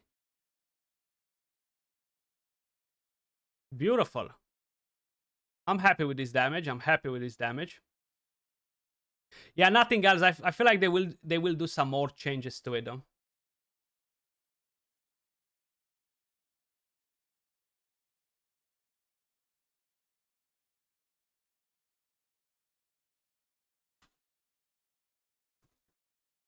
Okay, so if I would save it now, I would be getting five Hunter's Blades. But we can play around a bit more. So let's not save the key just yet. You know, I've just done the Radiant group, Mike. Almost 15 million damage. 14 point something, right? But I do have kind of like three of the top ones in there. So that helps quite a bit. But let's give them another go if you guys want to see it more in action, you know, not a problem. And then we're going to go back to Drist and we're going to go and test him in different areas rather than the boss here, you know.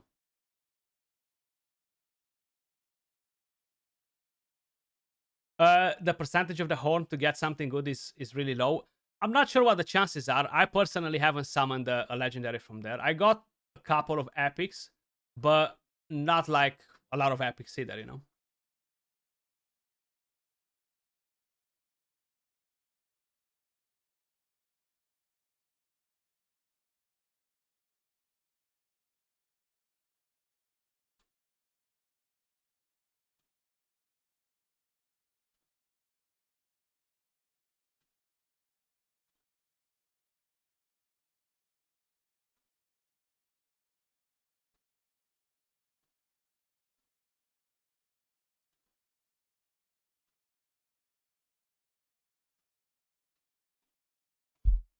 So it does have some cool animations, this boss, though. Huh? It looks awesome. It does look awesome.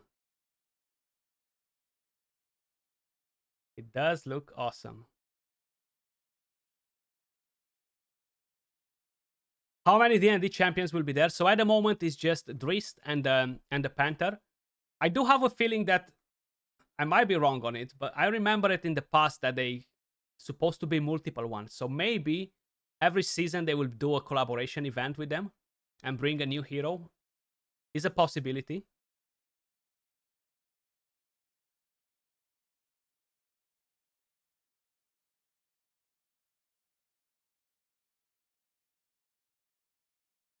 Definitely a possibility there.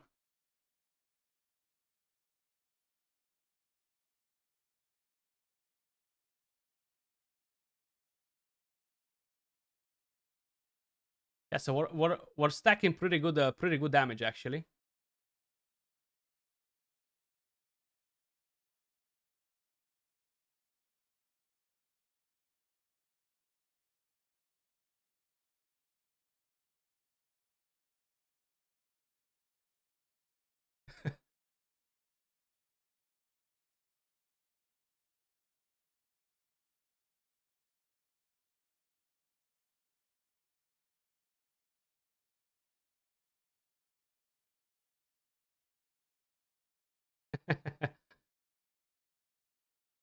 Come on, Earth 2. Challenge them if you can. Challenge them if you can.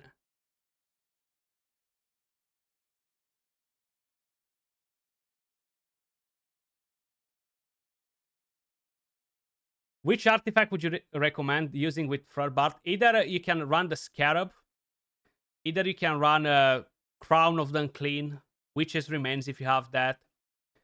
But it really depends in which area. I tend to swap the artifacts on him. So if I'm doing the Vortex now that I managed to get more accuracy on him, I'm using the Scarab. If I'm doing something else where I need him to put the defense down and enable other champions, I'm using the Witch's Remains or a Crown of the Unclean. Is it worth spending Helios trying to pull Drist? So at the moment, the hero doesn't look too amazing, I'll be honest with you. Not gonna lie. I would like to think that they will buff him and change him, fix the couple of issues that he has, maybe up a bit the damage and allow him to respawn the Panther when the Panther dies. But I cannot guarantee you that, you know? So I feel like, considering that this is an exclusive hero and you won't be able to summon him later, I don't want to tell you no. And then you're going to be like, Skratch, you advised me wrong, you know? So I will leave it up to your own discretion, but I've just basically educated you on what the hero does, you know? I went and got him, but I don't think I'll be using him much in any of my teams, you know, for the moment. I'm not sure in the future if we have new bosses, whatever's going to happen in the future seasons. I've been playing since the beta, actually even before the beta. So the very first time when I played Dragonheir was actually last year, over 1 year ago or so, if I'm remembering it correctly. Yeah, I think last summer. Must have been last summer. Then I played a bit in the beta. I stopped playing in the beta before the other world event opened because I had a baby, you know, so I had to manage a bit my time differently. And now I'm playing since day one from a release, you know. Thank you, thank you, thank you. But damn, look at my Radiance team. It's melting. And it's far from being one of the best teams as well, huh?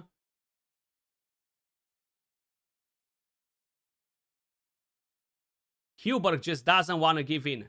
He's like, you know what? I'm going to use my battle skill another time to reach the 19 million.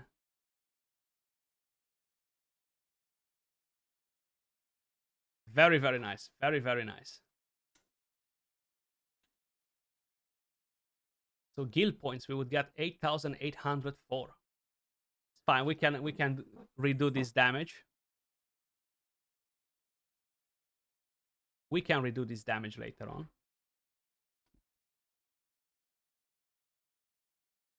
But guys, if you are new to the stream, if you've never tried Dragonheir Silent Gods, feel free to download it. The link is pinned right here in the chat. You have the link in the chat as well. You have the panel down below. If you click on it, it's going to prompt you to the link directly as well. And feel free to follow them on the socials. They do tend to tease quite a few new upcoming things and stuff and news, and they hold giveaways. So definitely check them out. But let's actually go and try to do something different with Wrist, you know. And I'm gonna quickly try to see what Frost heroes I have available for the Goblin, to try and make a team for him, basically. See how he performs in there. So I have Voresh, which is not a bad calling here. AoE. I'm thinking if I should use Lucenia as well, you know. Probably I'll have to. I don't think that would be a bad idea. So let's put the Witch's Remains on you, Voresh. I'm gonna count on you to put that defense down. Ultra Torp, thank you for the follow. Joanna, I started the game a few days ago. Is the main character good to use? Yeah, he's actually pretty good. He's versatile, and you're gonna need it in the end game as well, most probably. So Fire is basically splitting in 3 different builds. Fire is more of a damage build. Frost is more of a support. You're putting shield and deal some damage. While the Lightning one is more of a crowd control and deal a bit of damage. So it really depends on what do you need in your team in order to make it work, you know? To make it work. I want to get at least the 3 elemental affinity bonus. So I have Voresh, I have him, and I feel like I need Lucenia to put the Frost all the time on, just to make sure we're spot on with it, you know? Where is she hiding? Let me find her. I think I built her already, no? We built her before. Yeah, and then I can just bring in randomly some other heroes. Curious if I need a tank. Right now, you're trying to level up a few characters to level 50. What should you focus on? Build heroes of the same... Yeah, you wanna mix and match. So make sure you check the elemental affinity bonuses. and the combinations. You have fire and poison, then you have necrosis and frost, then you have lightning and radiance. So based on what heroes you're summoning, try to decide, okay, I got more awesome poison and fire heroes, I'm gonna go with that. Or it really depends what you're summoning, you know. You got your first 2 Legos, you was happy about the Garika, but she's not that great. Yeah, not the best. I have quite a few that I'm not really satisfied with, you know.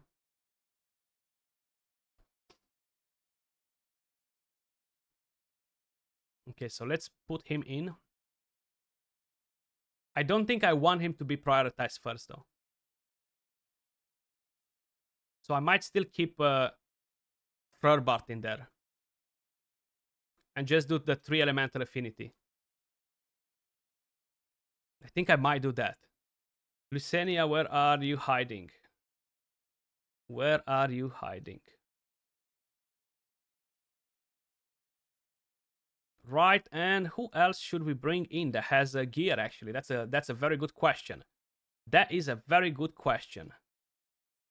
AoE damage. Dane, you have the gear on you? Let me check. More or less, more or less. Very curious to see how he compares with Dane, for example, who's not gonna take the elemental affinity bonus either, you know? I'm actually very curious. So that puts him at a disadvantage quite a bit. Let's go like this, actually. Continue, that's fine.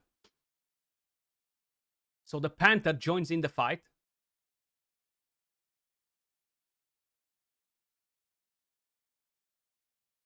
So far, Voresh is at the top with, wow, a lot of damage. And Dane, he does have 2 AoE attacks, right? So that should help him quite a bit. Should work in his favor. But yeah, he actually jumped at the top while he used that AoE. Pardon me, guys. My nose is really, really tickling me.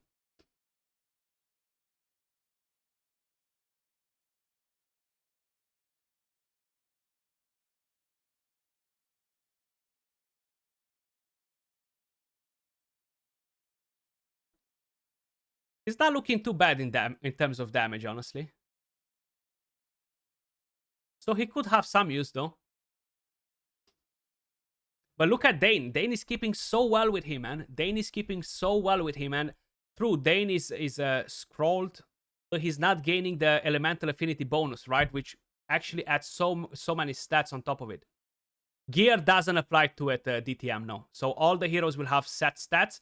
If you actually click on them, you'll be able to see directly what very good stats they have, okay? They're gonna have much better stats than the gear you have available. At least it did for me. It did for me. Yo, Sky. Sky, what's up, buddy? How is it going? Simple. What's up? What's up? Hello. Welcome to the stream, everybody. Appreciate the follow. So let's see. What do we have in here in terms of damage? He's not worth using on bosses or single targets. That's the issue, and hopefully they are going to play around with that a bit and change it, you know?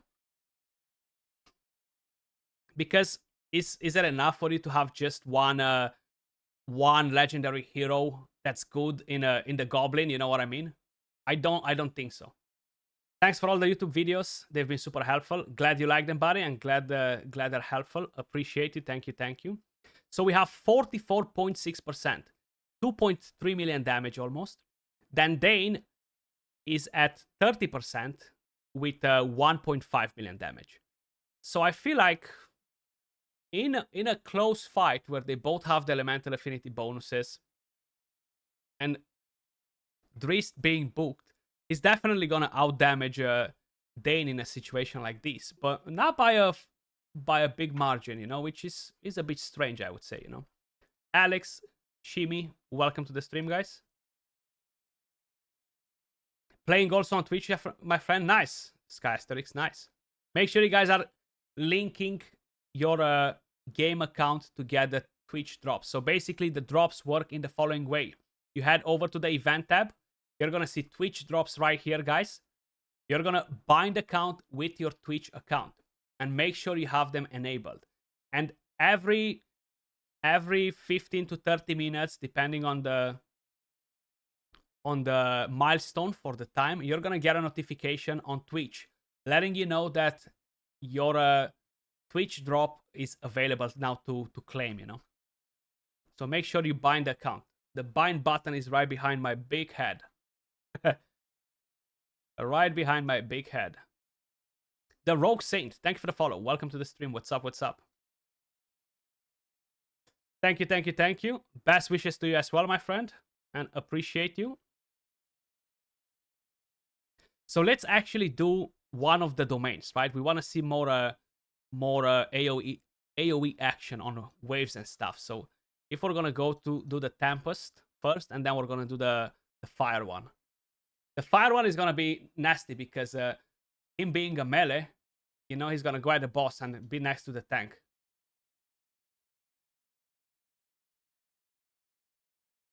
How's the promo code work? So basically, you get a code, you go to settings, you go to button, to service, redemption code, and you're gonna enter it right here, and then confirm, and you should be able to claim it.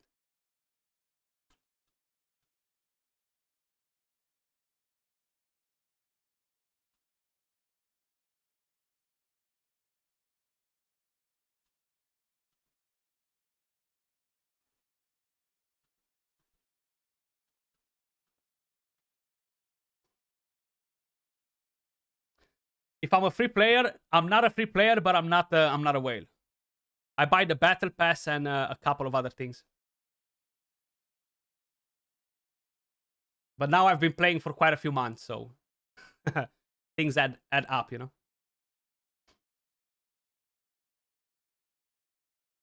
It was a bit short, but still pretty cool.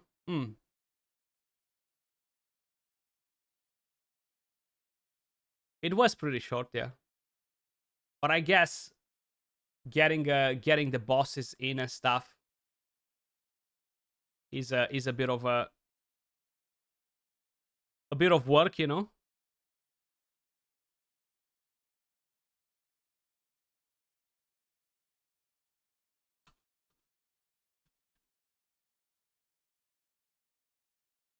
Just give me a quick second, guys.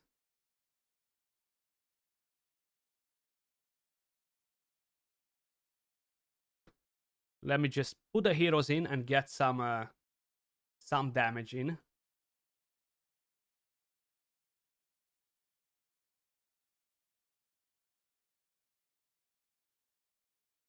So he's out, and we need another Frost. Lucenia again, right? She's gonna help us in here, just to put the Frost on the waves. And Sigrid, yeah, Sigrid works. We can go without gear on them. This is pretty easy.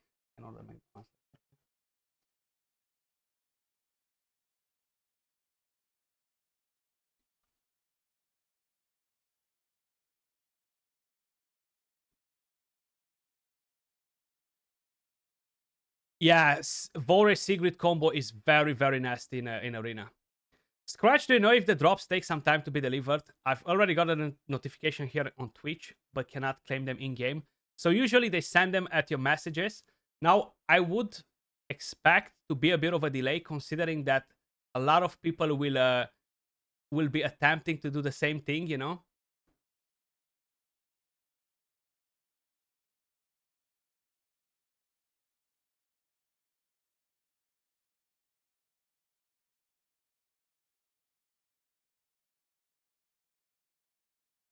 I would think so. I would think so, yeah. It will take a bit of time. Like, I've done some of mine last night, and I think I only noticed them. Maybe they were there, but I haven't paid attention. But I've only saw them in the morning.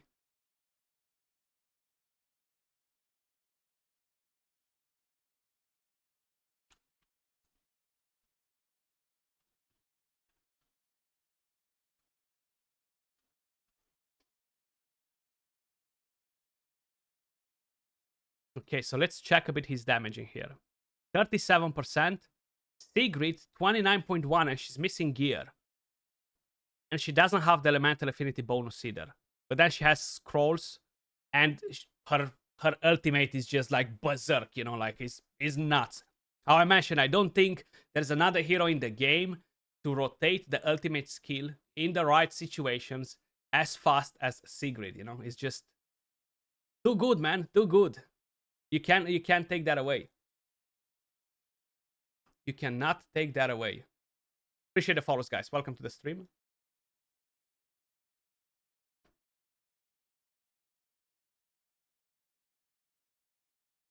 Now, what if we would try something in here?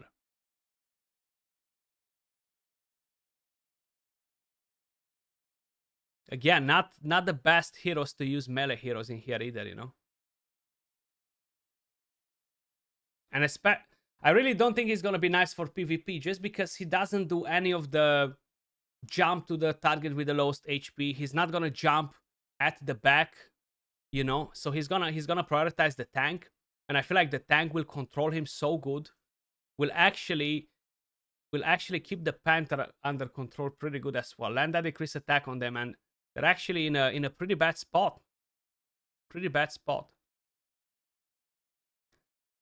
Felipe, so I feel like the drops might take a bit longer just because there's so many people attempting to get them now, you know? That's what I think, but I'm not 100% sure. I would expect it to take slightly longer just because of the big volume of people sharing their interest towards it, you know?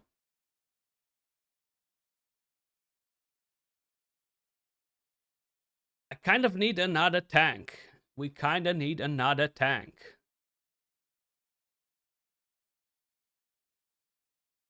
Okay, should we put you in? Doesn't have the best gear on, so that's fine. Hopefully, we're not gonna get wrecked. Now, you see, that Sigrid, I have a feeling that she will smack us so bad that I might even cry after. I might even cry. So this is a good combination right here. No matter what I'm doing, I cannot play it differently. Okay, so let's do this. Change equipment, I forgot. Sync equipment. And do the same for Lucenia. Where is she? Oh, I have that on Vorish.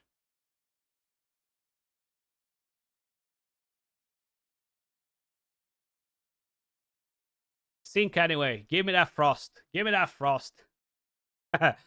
Give me that frost. Or maybe we have something from here with some extra skill haste. Let's see. And then I can give that back to Vorish, you know?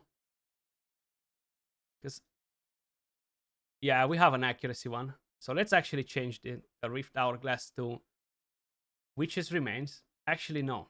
Golande. Let's get the Spiritual Incense Burner instead. Can go in like that. And Vorish was missing my Rift Hourglass, right? Let's give him. Yeah, let's give him that. Let's give him that. Flip, I've got a lot. I have quite a few. Yeah, I actually summoned 3 legendaries today, and I'm very, very happy with what I got. I summoned a few weeks ago actually, and I had like 7 or 8 from the beta, you know. So that does make quite a bit of a difference. Quite a bit of a difference. But let's see. I really don't think he's very, very useful for PvP, honestly. Like, they're going to get controlled so good by the tank and have that decrease attack, crowd control debuffs, either provokes, either something else that is just hard to imagine that they will have a lot of firepower. It's basically not jumping to the back line, you know? So that's not helpful. And how you've seen, the Panther died. And he's down too. Yeah, so he's gonna be a bit of a thumbs down for Arena, unfortunately. I kind of expected it, you know. Like he's not He's not designed for arena, which is fine as long as he's good in PvE, you know.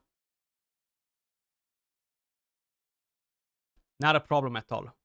But he needs to be good somewhere. That's the main thing. He does need to be good somewhere. How many of you guys actually went for him? Let me actually start a poll on the channel for you guys.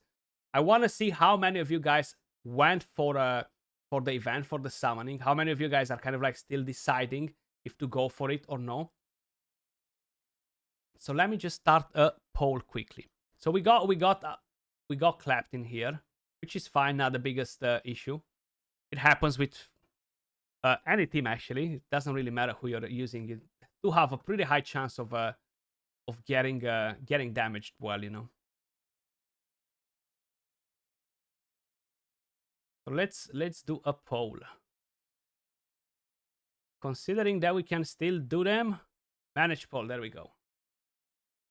So question: have you summoned for Dries?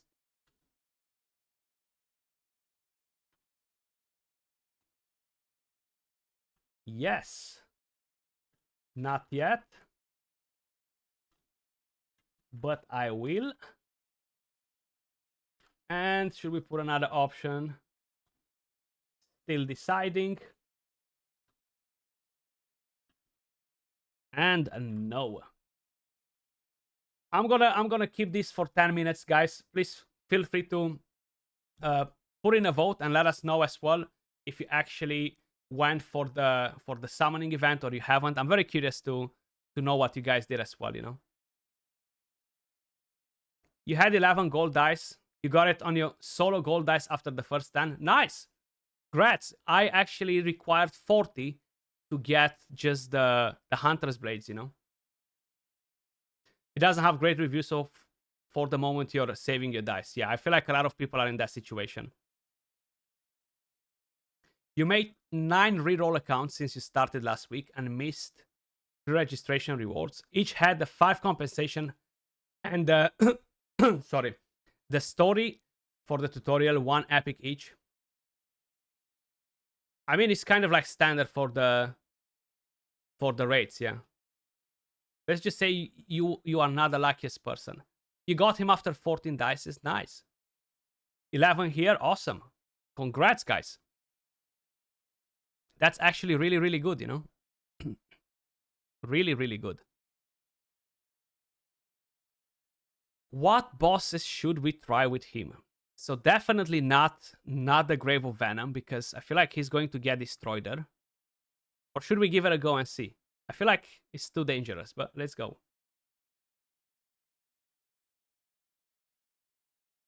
Oh, nice. That's good. That's good.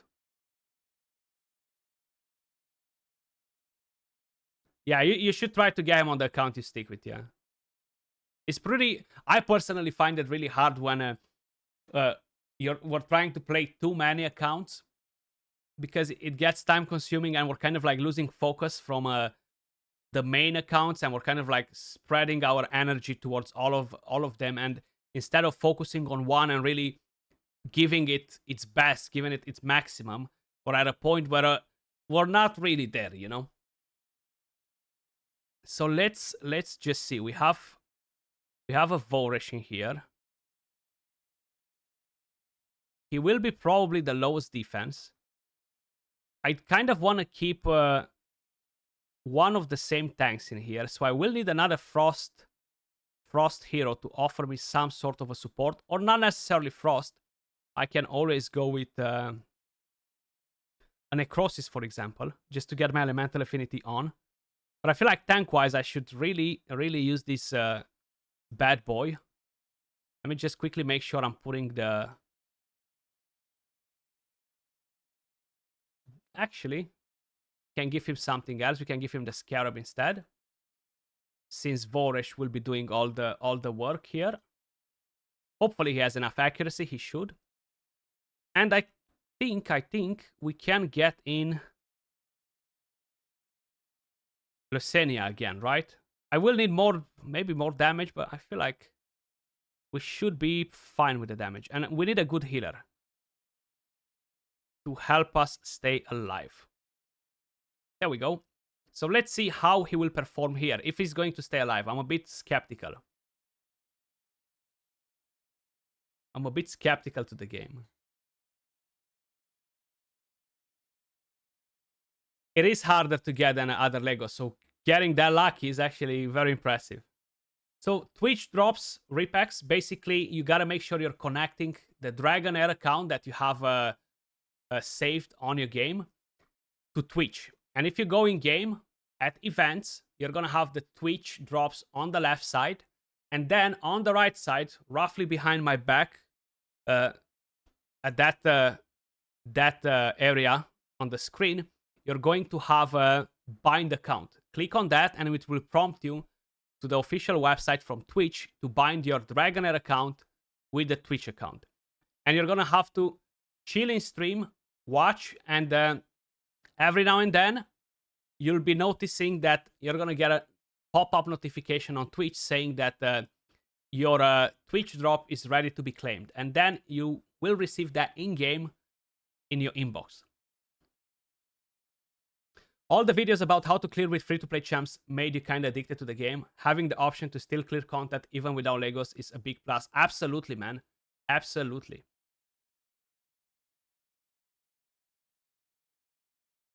Mate, how many 22s you did yesterday? So, Pig, I've only built 3 teams so far. And I've done 22 with all 3. Fire, Radiance, and Necrosis. I need to build my Poison team. But the reason why I waited with the other teams is because I knew that I was gonna summon today, and I thought that maybe I'll be pulling something interesting, you know? So I was like, yeah, I'll chill a bit with it. I'll wait a bit with it. Because anyway, once I'm gonna max the side rewards, the exploration points, they won't be doing that much, right?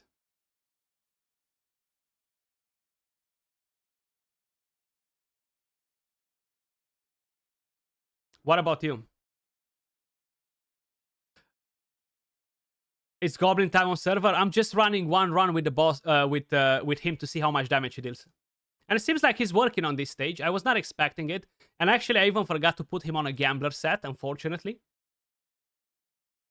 But I thought that he might get wrecked by the boss. But it seems like the Panther is staying strong. And they had max stacks on their buffs, which was very, very nice to see.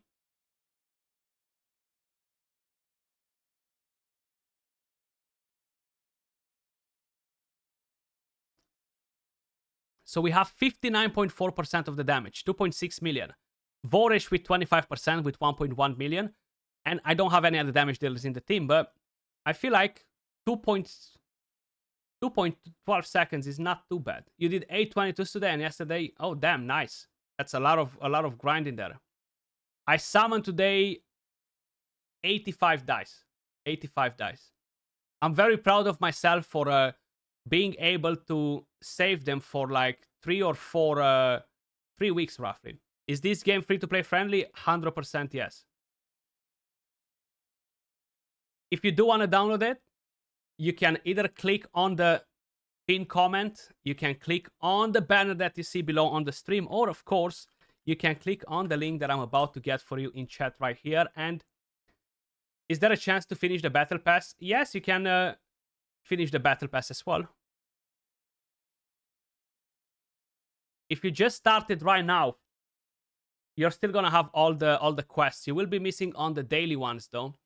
So I'm not sure if you're gonna have to purchase any levels with wire marrow with gems, but basically that's a currency that you're earning from in-game. Who else I got? Niva, let me show you, bro. Let me show ya. Slowly, slowly, slowly. Even slower, slower. So we got the Huldork. I actually got him from the banner. I chose him, Tamar, and what's her name? The tank. Oh, I forgot her name. Can somebody help me out? The Radiance legendary tank, please. I have a lapsus. Literally forgot her name, and I want her so bad as well. Asilia. There we go. There we go. There we go. Asilia. So I got him from there, and then I've told you that I was close to the Mercy on the regular summon. I mean, close. I was 15 summons in. I went in and got her. I actually got so lucky because I've put her on my banner, you know. Battle Pass is easy to finish, so if you play from day one, from the beginning of it, I think the Battle Pass is super easy to finish. Like, I usually tend to have 1 week left with the things, with quests and things, so basically you have plenty of time. But if you start from today, the Battle Pass ends in 24 days because it just had a reset. Yeah, you're gonna finish it easily, man. I don't know why I thought for whatever reason that it only has a few days left. Must have been a deja vu of some sort. Must have been a deja vu. So you see, he's actually not that bad if you want to put him in the Grave of Venom. He deals decent damage. Of course, he's not gonna compare with the Radiance team or something crazy, but he's actually pretty good. Hey guys, I'm kind of a noob, only just farming legendary gear and at 30 level journey level and pulled Nathaniel. Is he worth investing resources without Amor Thunder heroes to combo? No. So it really depends what other heroes you have. If you really need a support champion and you don't have any other one from your right elements, then you can still combo him in a 3 elemental affinity and replace one champion with him. But honestly, I don't necessarily think that he is going to be that game-changing all around. Thank you for following, and before I forget, guys, let me just head over and do the Demon Hunt quest, right? So make sure you're clicking in daily because this doesn't prompt you to the event. And go and click on the Demon Hunt. And once you complete all this, not only that you're getting Hunter's Blades, but you're getting these dice to replace your main one. You know, so that's awesome. So go and do it, you know. So we have the same stats on them, okay? Okay, so they all have the same stats in all the game modes, which is nice. You got your first 2 Legos at journey level 40. I mean, it's not too bad. It's not too bad if they're good as well, you know.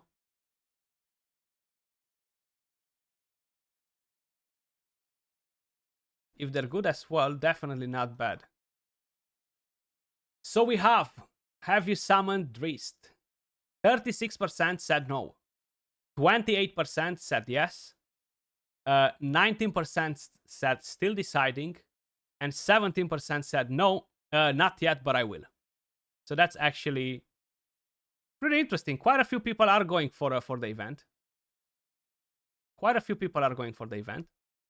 That's nice. And there we go. You collect this. It's a pretty easy fight. You gotta do it every day. I don't know if you're skipping one, if you're missing on one. I feel like you're gonna have plenty of time for the next 13 days to do it. So I think it's fine, yeah. You tried to summon him, but you didn't got all the tokens. Then just patience. You're gonna get some more from here, you know. Because you're gonna have the world boss as well, okay? So you're gonna have the world boss, which will actually reward you with more. So if you go at attempts, once you finish the campaign, if you haven't finished it just yet, you're going to unlock the Temple of Urtu, the Balor, and basically he will reward you with Hunter's Blade. If you deal 10 million damage, which is probably the most challenging thing for the majority of players out there if you don't have a well-established team, you're gonna get 5 Hunter's Blades. If you're gonna be under the 10 million, the next milestone, I think, is 7 million, guys. Correct me if I'm wrong. Is 7 or 5, but I would expect it to be 7. You will be getting 4 Hunter Blades instead, you know? Hunter's Blade. So this will be on for quite a few days, and you're going to be able to farm him daily. 5 million, so very doable free to play, yeah. Even if you don't reach the highest to get 5, you get 4 as free to play with an easy team, you know. You're doing like 2.5, almost 3 on Earth 2, so the hope is still alive. Yeah, you're going to have to swap some champions around. See what's not clicking. You might need more support. You might need the right support. You might need range damage dealers to don't get close to the boss. Make sure you're positioning your heroes properly on the board. All this will actually improve your damage a lot. Appreciate the follows, guys. Welcome to the stream. Should we try him in the Grave of Curse, maybe. Like I'll have to time that a bit too much, that dungeon there. I cannot try the Vortex today, but I'll do a video in the next couple of days, guys. So stay tuned for it on my YouTube channel. You'll be able to see that there. Drist versus the Vortex boss. I would expect him not to be extremely powerful. They're just judging on how he's performing against the world boss that we just got Earth to, you know. So I guess we're gonna see. What I do want to try is actually the Heretical Ruins. Fire Ruin, I've done. Actually, I haven't done Fire. We're gonna do that as well after. Good call out. I forgot about it. So do we have an event for the Goblin, guys? I haven't noticed it. Or what do you mean the server is for the Goblin?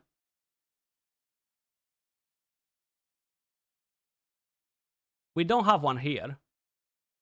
Unless we have something with the Alliance. Or something that I'm not paying attention to. That's another possibility. Yeah. So we will get some mounts, guys. I've just noticed that they added appearances here. I haven't paid attention all the way to the top there. So basically, I think I talked about it in one of my videos the other day. It's very important to work on the Otherworld event to make sure you are doing world bosses, you're doing the dungeons, you're doing your challenges daily, because you'll be ranking higher on your server, right? So at the moment, I'm a bit behind because I haven't pushed as much as others. But once I'm going to do that, I'll be stealing a few ranks from some people here. But if you're paying attention to the rewards, so it's literally right behind my big head again. Let me just move it out of the way a bit. Right here, this will reward you, okay? And if you look at the rewards preview, we have this top 1 to top 150 will receive a Blazing Warhorse. So I think this will be a mount for the open world. That would be awesome to have like a Blazing Warhorse. Sorry. Hello, you saw that they had an event with Drist. Is it just a summoning or some kind of story or dungeon? Is a story.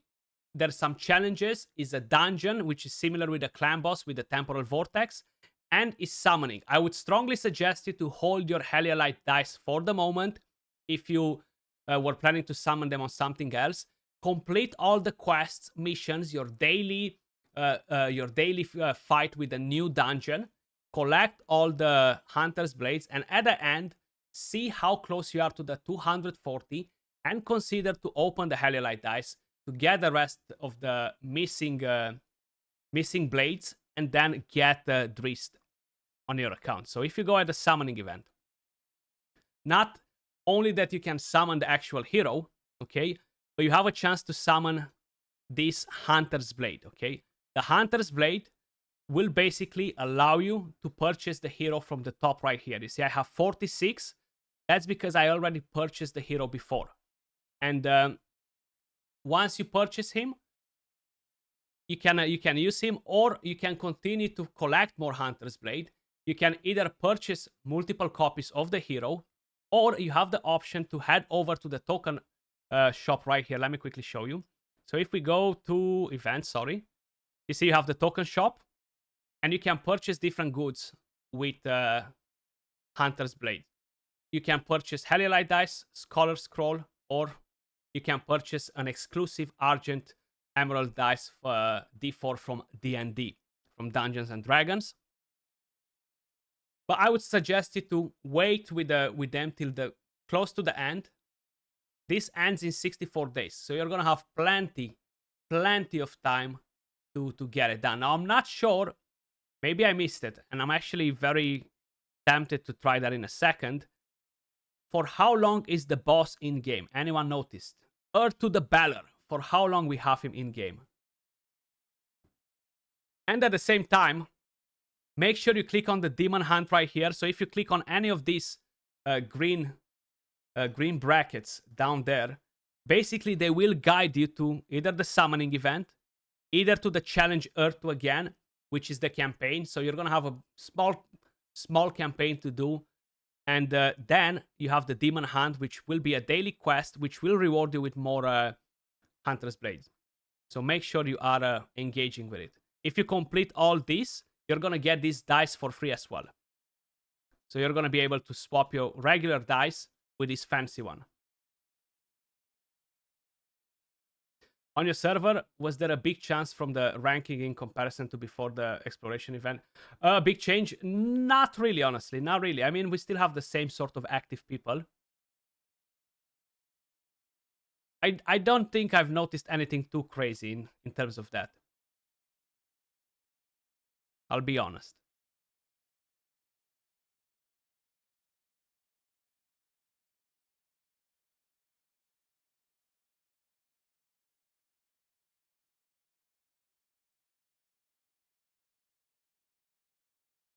So let's get our materials quick while we're here, because I've seen them. Lilaba, you have Oster and Garika as Legos and Frorbart as tank. Should you pull Sigrid or Usha from the rare chest? I mean, Sigrid is just too good to miss. Even though you have a couple of Frost Legos, I had a lot of Legos. I started with 8 legendaries, and I barely started using legendaries in the last 1 month and a bit. Maybe the last 1 month. And I started using 1, and for the last 1 week and a half, I've started using more. But before, I just used epics and rares, man. And Sigrid has been part of my team together with Frorbart since the beginning in pretty much every single team.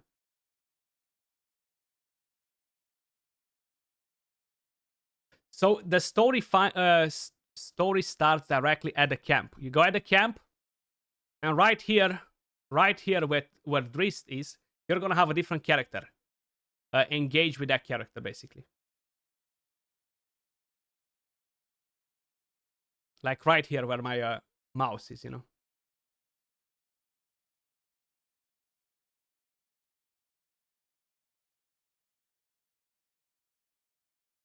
And I actually wanted to go and see for how long we have the boss in game, if we can actually see that. So, or even if you click right here, you see where it says for me challenge Earth to again on your events. I think that will prompt you to the campaign as well.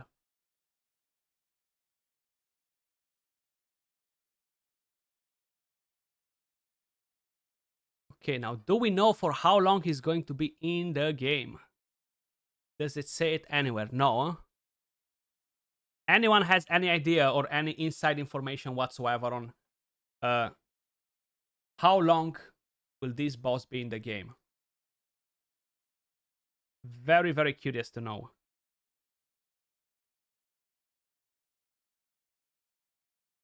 Okay, so to see your quest, you're gonna have the tab right here. You see on the left side under the minimap, you click on the tab, and you're gonna have it at side quests. Probably until DND ends. You've heard 2 weeks. Because I've just seen the store being on for so long, which I find it a bit odd. So this event, if Twinkle and Infernal and Twinkle 13 days, 14 days basically. So I would expect that it's 14 days, no more than that. So if you hit maximum damage for 14 days, you're gonna get 70 Hunter's Blades from the world boss. As free to play, let's just say your team is not that great, and you're only gonna hit 5 million, you're gonna get 4, right? So instead of 70, you'll be getting 56 Hunter's Blades, if I'm not mistaken, just from the boss. Then with the other 52, you're missing roughly half of what you need to get Drist. So I think maybe if you have around 15 Heliolite dice, you're very, very close. Maybe even less if you're lucky. You're gonna be able to get him. So by playing the game as a low spender, I do have the card which I gotta purchase. Okay, so I gotta purchase my my cards again because I have 1 day left, and this gives me 100 gems daily. with this, I am able to purchase a Heliolite dice every single day. And with the rest of the quests that I'm doing, by doing pretty good damage as well on the Vortex and the rest of the things, I'm able to do that. So if I can do that, a free-to-play player that might not have the best teams should be able to purchase a Heliolite dice every second day if he's using his Wire Marrow properly, you know, without wasting it. And that is attainable as free-to-play 100% to get Drist. Yeah. So that's been established. That's been established.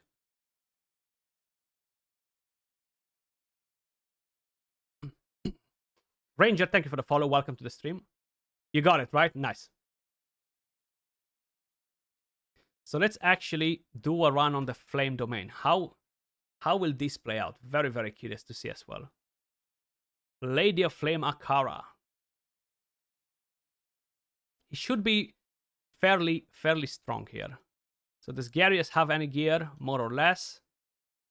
And let's remove the Radiance team because they're just too powerful. Too powerful. And let's bring our Frost hero as well. I'm not gonna bring a cleanser or anything like that because I want to see if he's gonna get destroyed. I would expect the boss to wreck me, but the thing is, I am probably overpowering a bit most of the content nowadays, especially the domains, you know, which are kind of like mid-game.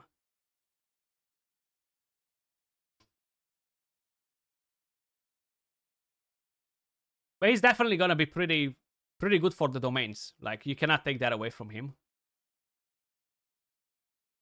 But then I'm sure Dane and other heroes will be very useful too. So you cannot take that away from them either, you know?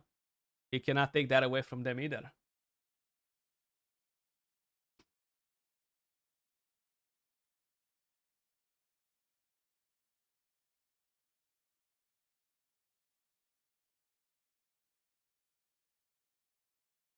I know, that's exactly what I want to see, Wang Chun. Yeah.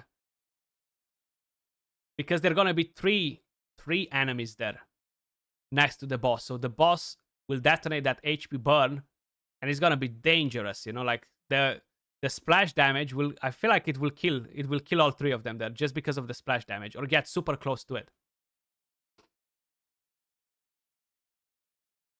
Let's see. Okay. So we survived the initial hit.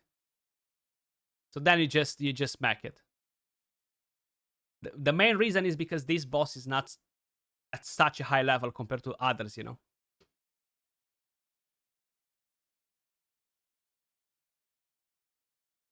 So it's kind of like more of a mid game. So again, he's at 34%.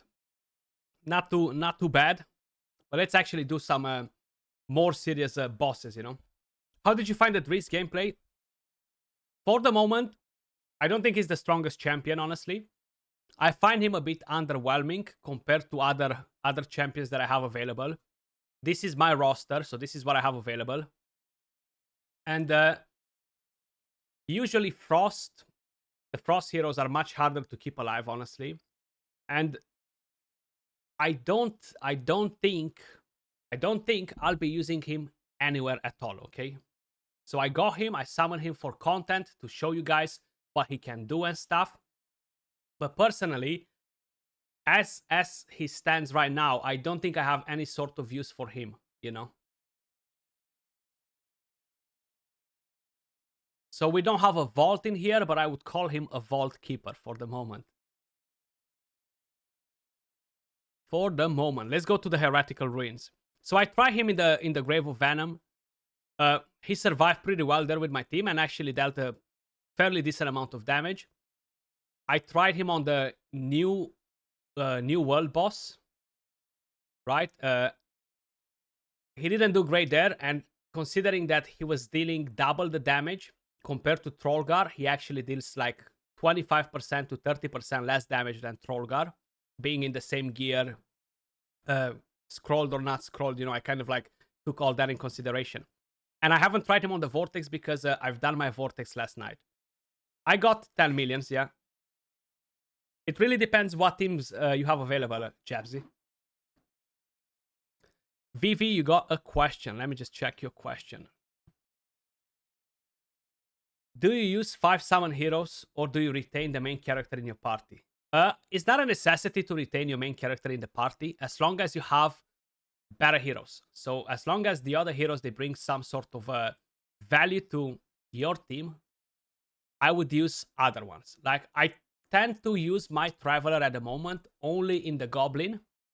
And sometimes if I need some sort of help in a particular area, like maybe in the Feymander, I will use the character there, maybe for Arena, because the passive will put increased attack as we start the fight if it's fire, or will put increased defense when we start the fight if it's frost, you know. I will think that using him with frost necrosis is going to be pretty useful because you lack support in those two elements, so the Traveler fits in pretty well with the shield, you know. Jabsy, I'm gonna go back to the new boss. We're gonna try a couple of different teams. Once we're gonna try this bad boy in 2 more dungeons and see kind of like how he is playing out. So right here, again, AoE damage should be pretty useful for us here. So let me just bring him into the fight. Voresh, and I do need to have a healing reduction, right? Just to make sure we're spot on here. So we're gonna take her out. We're gonna put Voresh in, and I'm gonna bring in Sigrid too. Sigrid won't have the elemental affinity bonus, so keep that in mind. And I feel like if I'm bringing Lucenia in, she's going to die, but we're gonna risk it for that chocolate biscuit, you know? So he's fine. She might need a bit of a touch right here, so let me just give her quickly an artifact, and yeah, we can go with Spiritual Incense Burner instead. Ooh, the accuracy is actually pretty low on her, so let me change that too. Usually I have an accuracy negative rune, but seems like this time around we don't have that going here. So let's see, what do we have? And I gotta keep in mind I have no elemental affinity bonus on her. I'm always taking that in consideration as well with my teams nowadays, so I think I might need to pop food maybe. We see. Or use a legendary artifact on her to have a higher accuracy, or you know what? Just use an accuracy aura and job done. So let's see how he performs in here. So my Flurbart and Sigrid, they don't have the elemental affinity bonus here. I'm not expecting them to be too spectacular by any means. I don't really have a lot of healing either, so hopefully we're gonna be fine.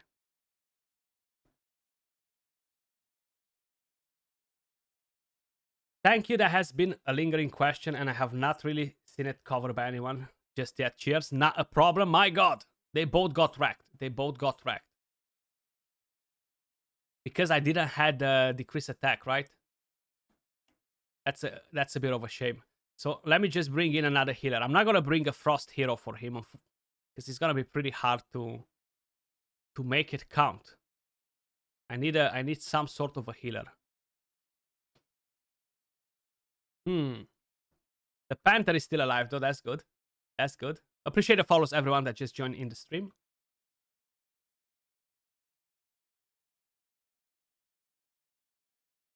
So let's do it again. I need a heal reduction, but at the same time, I want to make sure I'm spot on with the decreased attack. So we're gonna time it a bit better. We're gonna pay attention to it. But I need healing. I need some healing. So I'm gonna drop Lucet. It's hard. Who do I drop for healing? They don't have much healing. That's the problem. So either I drop my tank, either I drop my elemental affinity for the frost heroes, but then I don't really get to see his true damage, right?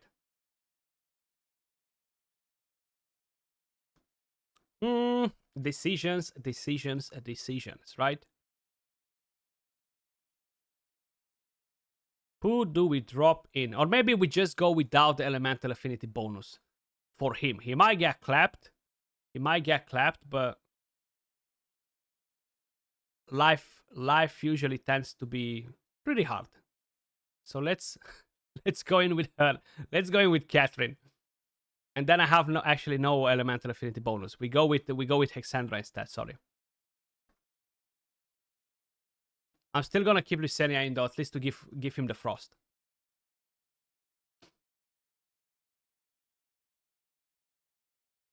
Okay, so we have that decreased attack.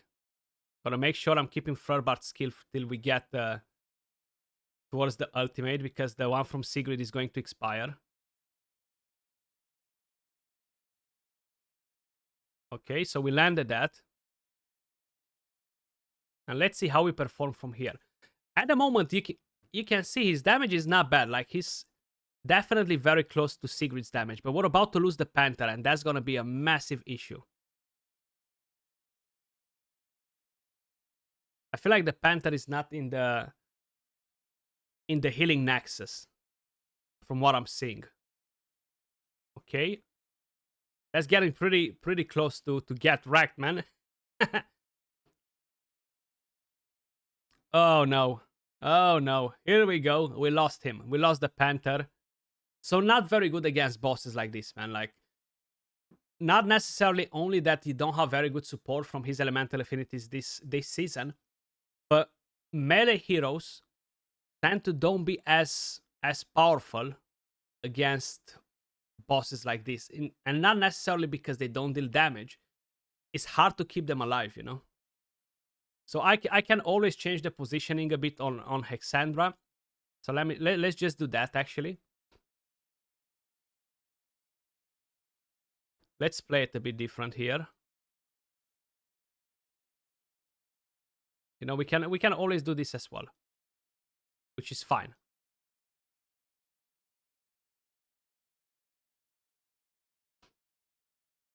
Let's see if this works better. So they are in the healing nexus there from Furbart, and the only one that's not in the healing nexus is Hexandra. Now I haven't timed that decreased attack, unfortunately, and that might cost us. That might actually kill us right now.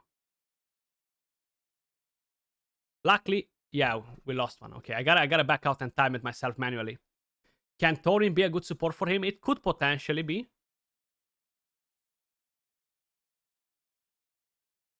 Thorin is actually not a bad champion, you know.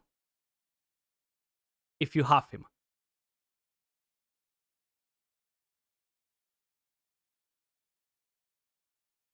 Definitely not a bad champion. What I've just realized is that I don't have the Witch's Remains or the Crown of the Unclean on any of these heroes. So I should put that back on Furbart. But look, the Panther is getting damaged so much. So when they get attacked by single target enemies, the Panther doesn't have that damage reduction like it has it against AoE attacks, you know? So I do find it a bit harder to keep alive, maybe, you know?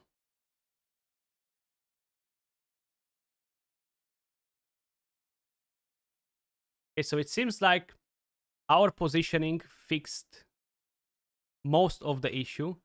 I will try to time a bit the decreased attack manually, so I don't have to create a preset for it. And see if that will allow us to claim victory with him in the team, you know.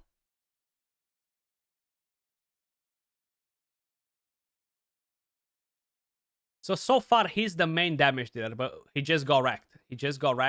If I would drop Lysenia for another healer, I could keep him alive more. We can do that, actually. He's not going to have the frost, but I guess he's not such a big deal anymore. So what I'm going to do instead, we're gonna put a shield in the team. And I'm going to bring that defense down back on my Furbart. So that will boost a bit the damage more.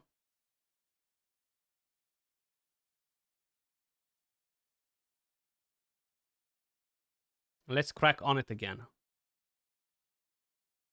Don't see a lot of hype around Taurins. That's why I'm asking. I just feel that he's similar to Hexandra. I mean, he is, but the problem with the Frost and Necrosis is they don't have a lot of support. So you're going to have to use whatever you have available.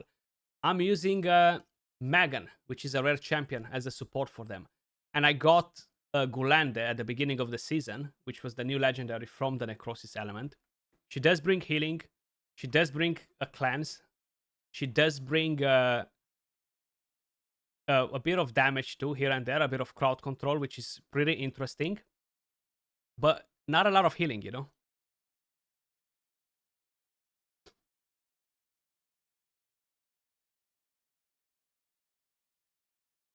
Okay, so now we should be able to keep them alive longer. We have shield on the team.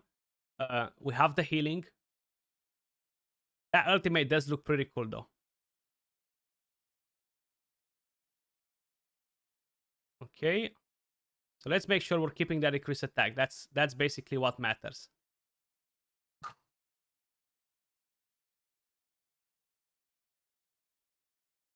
When I initially played Dragonheir last year, I've seen Thorin. I was like, oh my god, I want this champion. He looks so freaking awesome. He looks so freaking awesome.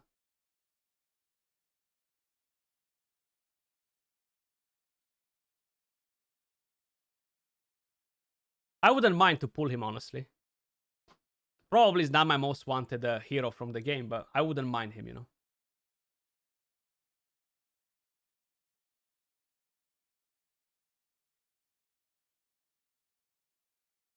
Okay, so we're looking decent with the damage. 60% so far. I do have champions to enable Sigrid as well. And again, no decreased attack. She went down. I should make a preset. Might be easier. The main idea is here he needs a lot of support, a lot of healing, and this is a very slow farming for running a team like this. You know, like I feel like we've been here for quite a bit.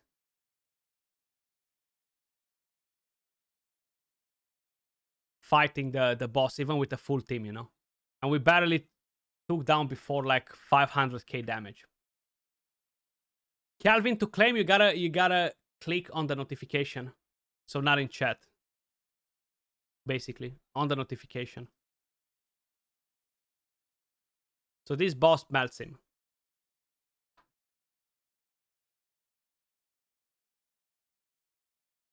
I feel like here the Panther is gonna survive more than him here.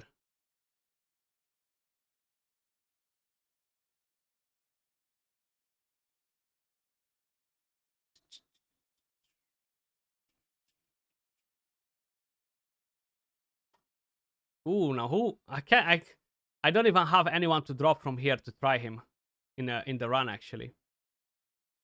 Not at all, yeah. It's actually very hard to fit him in a team in the ancient battlefield, because he's not really bringing anything but damage. So it's hard to put him in here. You know, like not removing buffs, not landing any important debuffs either on there, you know. So yeah, definitely not a good champion for the ancient battlefield. How to get the reward? The reward will be sent to you in game. You should be receiving it right here, you see. Thanks for participating in Twitch drops. Here are your rewards. Yeah, you just watch the stream and you're just gonna have to basically claim your drop once you see the message.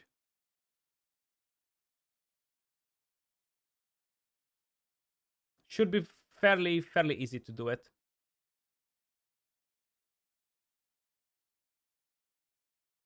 But let's go back to the new boss, man. Let's go back to the new boss. Let's try a fire team this time around. So we've done Radiance. Radiance melts it, deals like what? How much damage we've got? 16, 17 was the highest on the initial run. So this is the new boss, guys. The new dungeon that you will unlock once you're completing the campaign that just got introduced. Temple of Earth 2, the Balor. It's kind of like Drist's nemesis, you know. They've been in a fight for a long time. And defeating this daily, you're going to have to do this daily, will reward you with Hunter's Blades, which if you collect enough, you're going to be able to purchase Drist from the shop without going too crazy on summons. Calvin, I actually don't dislike the season reset anymore. Initially, when I've heard it, I wasn't too keen on it, but I kind of dig it now because you're basically getting a new map, you're getting a new campaign, you're getting new bosses, you're getting new gear sets, new heroes coming to the game as well, and you're gonna be able to create tons of different new strategies, experiment new things, keep it fresh, basically. So always find something new to do in the game rather than being too repetitive. So I think it's a good thing. Yeah.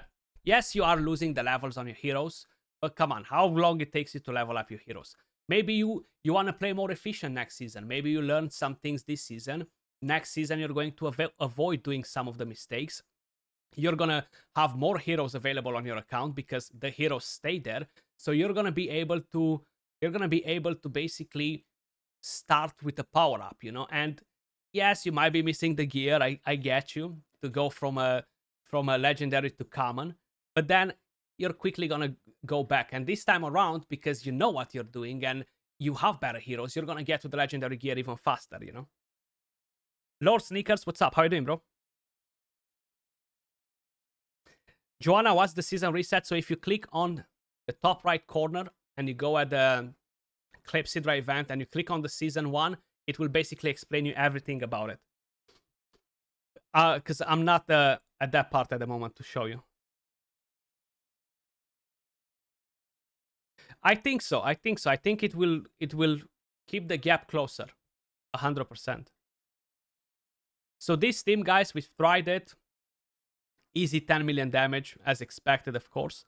But what I do want to try, which is a bit of a different team, is my Vortex team. I am so curious to see how that team will actually perform in here. So curious. Because these bosses are so different. So different, actually.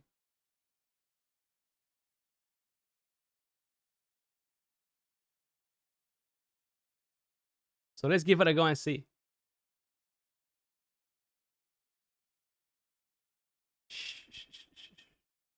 Thorin was your first legendary and you feel the invisibility can be useful for redirecting aggro to the tank? Yeah, definitely.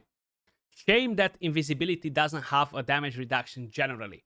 You know, so if you're looking at Tia, for example, the epic champion from the necrotic element, you're gonna see that her passive will give a 15% damage reduction when the allies they have basically invisibility, you know. So that's massive.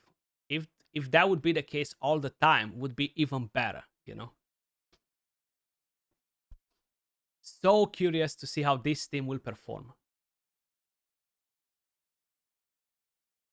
And it seems pretty poor, mainly because I spread my heroes a bit too much. So it seems like I because of the bosses moving all the way to my champions, you know, I might have to move them towards the front to keep them close to each other. Yeah, I think we do that for this team because we have too many doing the melee damage around, and we don't really have healing and stuff, you know, for the other ones. You can get better than 3 million. Should you be using Thorin with her then? With who exactly?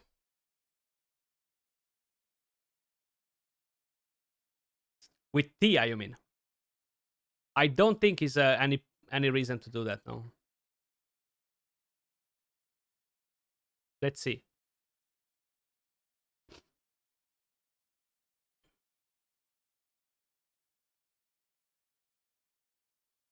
Do you think Donella is worth using? You got her, and I'm not really using her. Only a possible future Radiant budget Sigrid. I think she's okay-ish. I don't think she's the best DPS from there, but she's decent.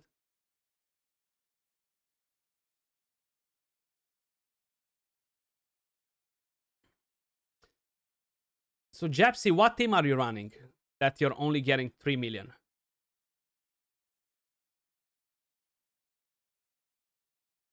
I feel like the stun here will mess us up quite a bit because I kind of like have everything made in such a way that my Erich puts defense down, then my Tonnelan goes. And I feel like this team will be weak here, actually. I definitely think that this team will be weak. Like the sign minions, they deal so much damage on my champions. Like my Erich is almost dead.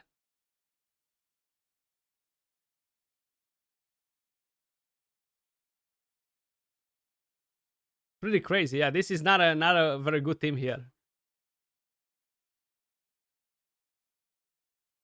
I feel like it's hard to deal with the minions coming towards you. Yeah, I think getting to 5 million should be possible for everyone. You just gotta tweak a couple of things in your team. Probably either reposition it, either bring more support, either do something like that. For me, right here is needing more support. Like my Erich died. I'm definitely not going to consider to use him in here. I would rather either use a Sigrid, either use, for example, a Dane. I feel like I'll be getting way more value like that. And even with Tonnelan in the leader, she's doing pretty good damage, but she's nowhere close to impressive results, you know. A Vikuk would be so good here. Yeah, you can only do 10 million or more if you nuke the ads, exactly. And for me, I can only do it with my Radiance team, yeah.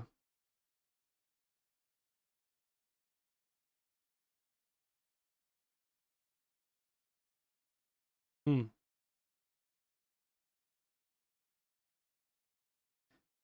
But yeah, this should probably get me to 5 million.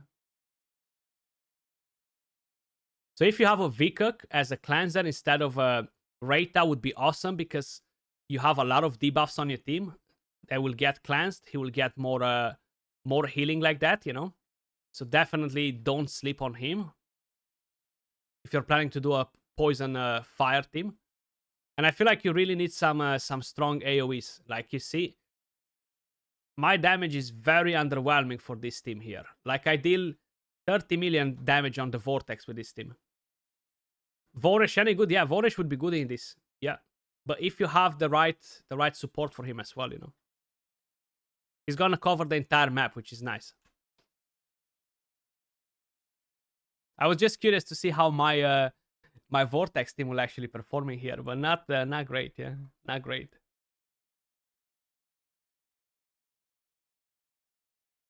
You can avoid the stun if you turn the Scarab. Nice. You dealt 12 million with Horus, Adolphus, Hexandra, Erich, and Alfred. Oh, nice. Very nice, actually. Van Hornet. Very nice. I might look into it then, yeah.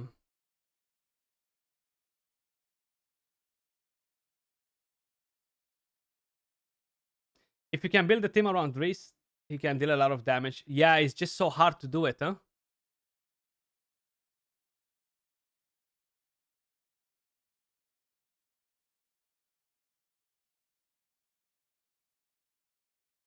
The good part is that you don't need to build them yourself here. So let's just change him out a bit, you know.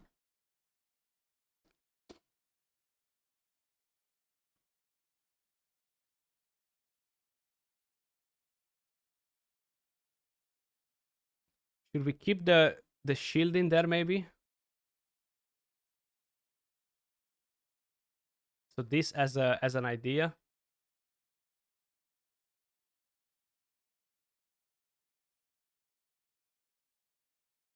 But let's see what he's talking about, because I'm interested to see. Horus, Adolphus, Hexandra. So like that, you're taking the 5 elemental affinity. That's massive for damage, of course. Where is she hiding? All the way to the end of the world. Then we need Alfie and Erich. Okay.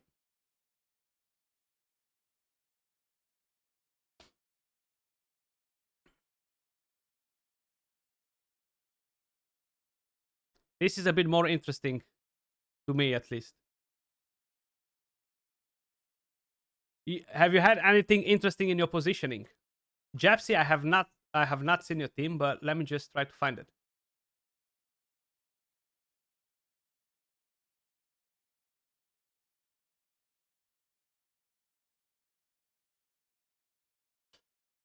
Garius, Filto, Yola, Irina, and Quarian. Yeah, so you're lacking damage in your team.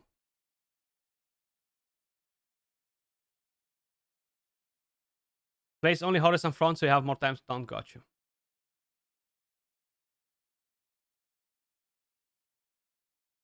Can actually go all the way at the back. This one's.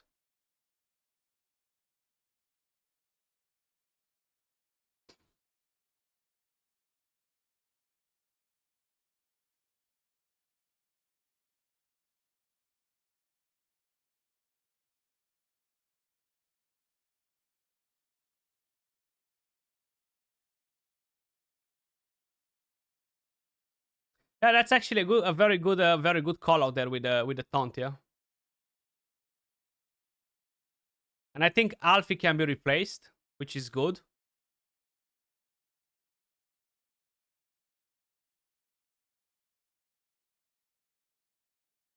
So let's see how far we're going. And you see, I've just done a mistake. I've just noticed. 1 second.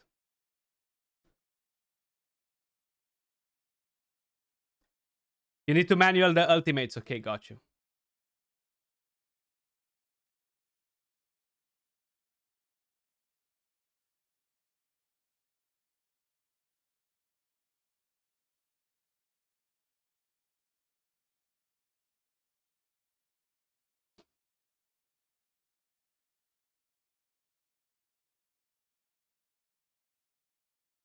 The only problem is that you can only taunt one direction, right?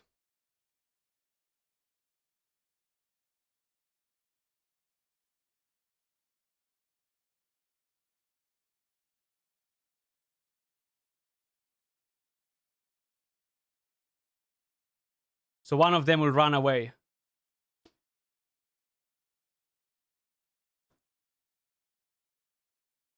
Yeah, if you would have some utility rather than just damage.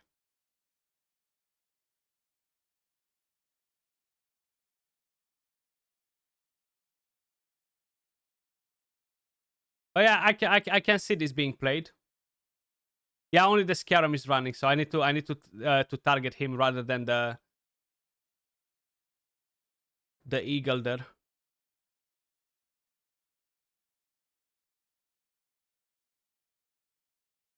Okay. So this team, if you manual it, guys, because you don't need to change builds on your heroes or artifacts or anything like that, has the potential of dropping 12 million damage. So over 10, basically, that's what you need.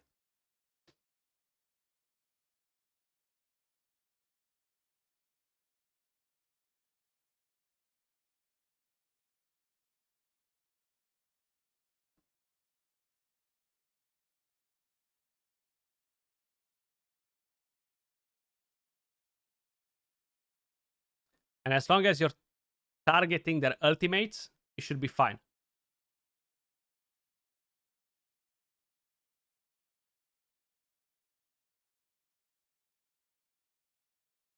So you keep him always taunted, and he's now moving towards the back to stun, basically. Very interesting strat, yeah. Because I know the boss cannot be controlled, but I haven't looked into the ads, you see. So that's okay. He still managed to escape me.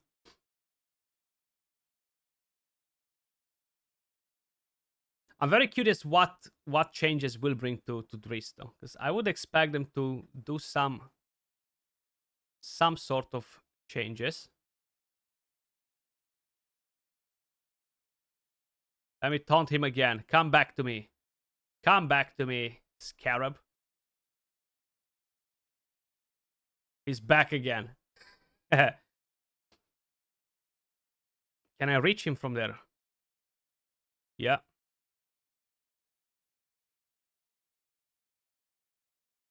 Ah, he still has his full bar.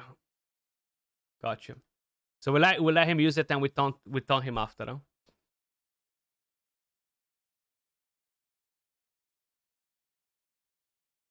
Oh, we lost him. Okay. It feels like he might need a bit of extra support there at the front. And especially, I feel like if he doesn't land the decrease attack at the right moment, that can cause you issues as well.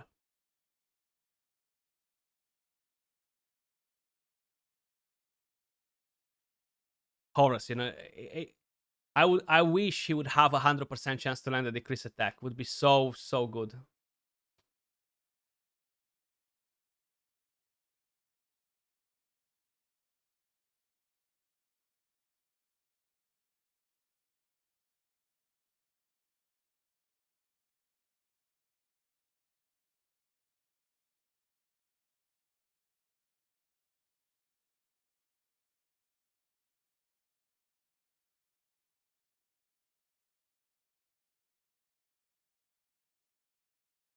Yeah, Urgander is a massive upgrade, yeah.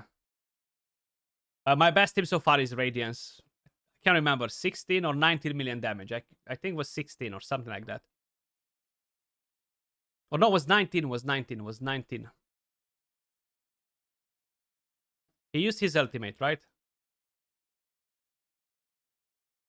It's gonna be easier to do this if I want to do it while I'm not streaming, because I can focus just on it, you know.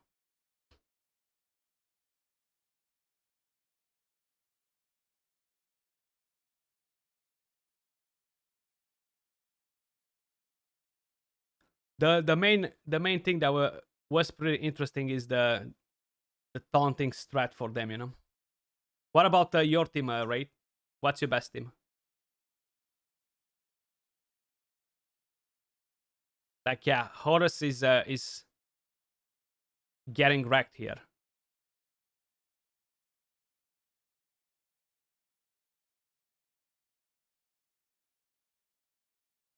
What is so sad about Drist is that he has a kit for damage with poor attack scaling and no survivability with kind of low base stats for a leg. Yeah, not the best stats and stuff, that's for sure. So guys, I feel like with a lot of with a bit of work on manual, a lot of work on manual, you could reach over 5 million with this team fairly easy. Plus 10 million with this team, it will require a lot of precision. It will require a lot of lux and try at the same time because of the decreased attack, but it's doable. You got 6 mil with Thorin, Alt and Usha, nice. Mostly Frost, but you don't have many heroes. Appreciate the follows, guys. No Driss for you yet. That's fine. You still have time to get him if you want to, of course. So let's load the main team. We do another run.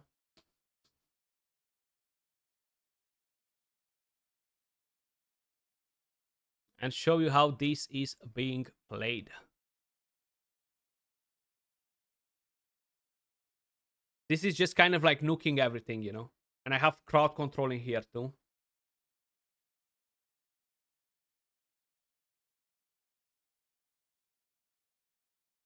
Cypican, what's up? Appreciate the follow. How you doing?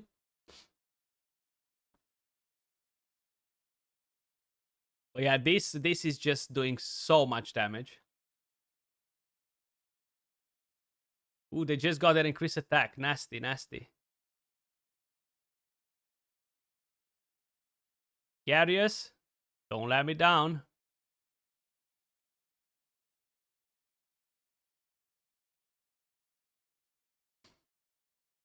Nice team, thank you, thank you. I don't have them fully scrolled, all of them yet, so that makes a lot of difference.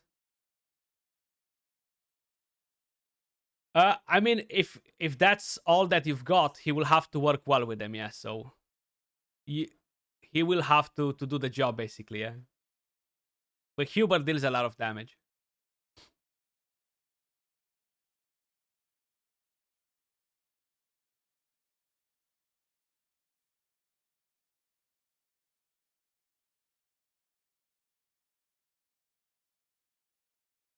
The animations on the boss look so cool, though. The boss looks so freaking awesome.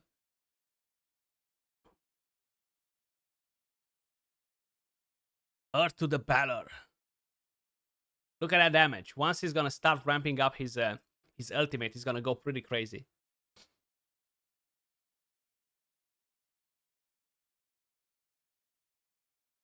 Such a cool animation.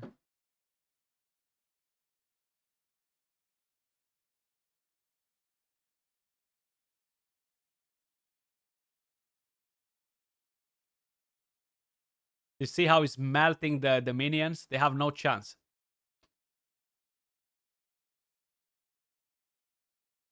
Hubert putting in some serious work there. But we might lose Gary as this. Oh no. What a clutch. What a clutch. Seems like he's just getting lower and lower on the HP Garius there.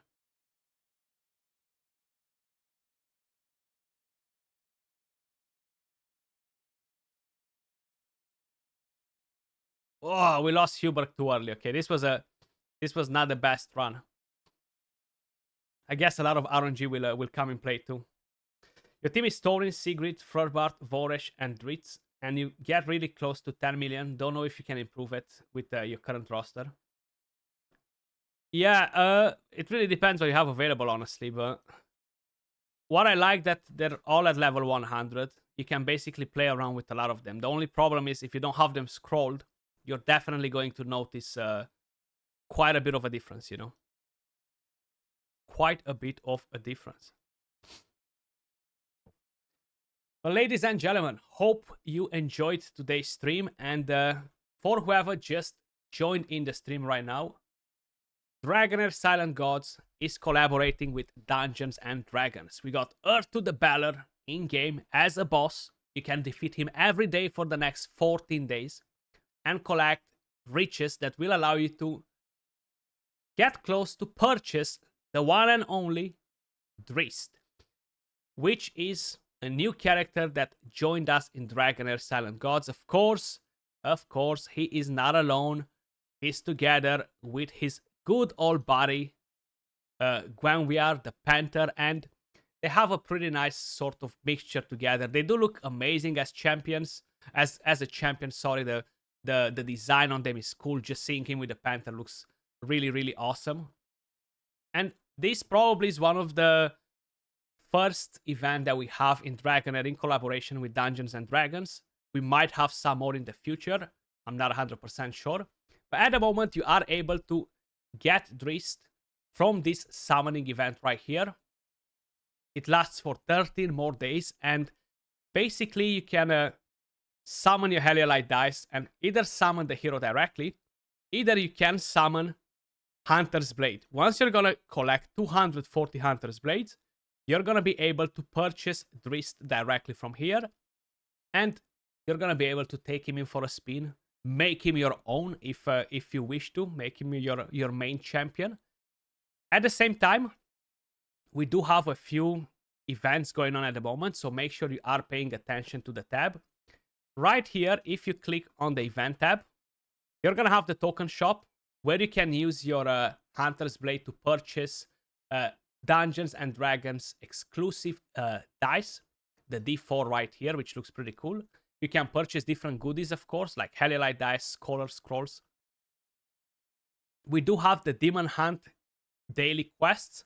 Make sure you are clicking on them and you're completing them daily, because you're gonna receive 35 Hunter's Blades from here. You're gonna receive 350 Wire Marrow to purchase the Heliolite dice, and once you complete them, you're going to receive these Argent Emerald dice, D20, the exclusive one from Dungeons and Dragons, which looks pretty damn cool. On top of it, we do have, how I mentioned, the Temple of Ertu, which is a daily boss. So basically, you have the regular campaign. You're going to have a couple of side quests with him. It's going to be a bit of a campaign. And once you complete the campaign, you're going to be able to challenge Ertu the Beller for the very first time. After he becomes an exclusive boss, aka dungeon, in Dragonheir Silent Gods for the next 14 days. That will be the main source of Hunter's Blades. You're going to be able to farm that daily. Keep an eye on YouTube on my channel, because I'll be doing a few guides in the upcoming days on that specific content. And that's the Planeswalker summoning event, how I mentioned. If you want to download the game and get involved, if you haven't tried Dragonheir Silent Gods just yet, guys, the link will be in the description down below. It's going to be in the pinned comment. It's in chat right now. It should still be in the pinned comment right here on Twitch as well. And you're going to be able to click on the panel below, guys, and head over and download the game. Make sure you're following their socials as well, that you see right here in the chat. They're usually posting a lot of news. They're posting all sorts of competitions, promo codes, and of course, teasers for upcoming content to Dragonheir Silent Gods. The game is pretty successful at the moment. Is ranked #1 in over 10 different locations. It reached over 10 million downloads in the first month, which is definitely a very good. I kind of lost my word there. But it's a good accomplishment. That's what I was gonna say, you know. Rage Gift, what's up? What's up? But yeah, guys, that was all for today's stream. I'm quickly going to check if we have anyone on that we can actually raid that's playing Dragonheir, and we do have my good old buddy Odd One Gaming. So let's actually head over to his channel. Appreciate all of you guys watching. So if you don't know Odd One, he is a fellow content creator as well. Let's drop him a raid.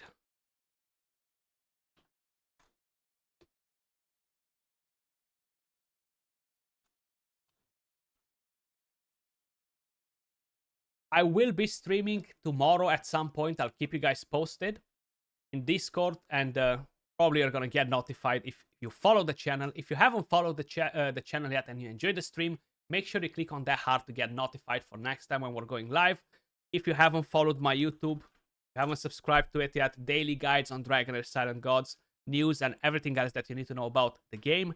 And of course, if you haven't joined my Discord, tons of awesome people helping out with teams and other things that you might want to know about the game. Feel free to check that out as well. Appreciate every single one of you guys tuning in the stream today.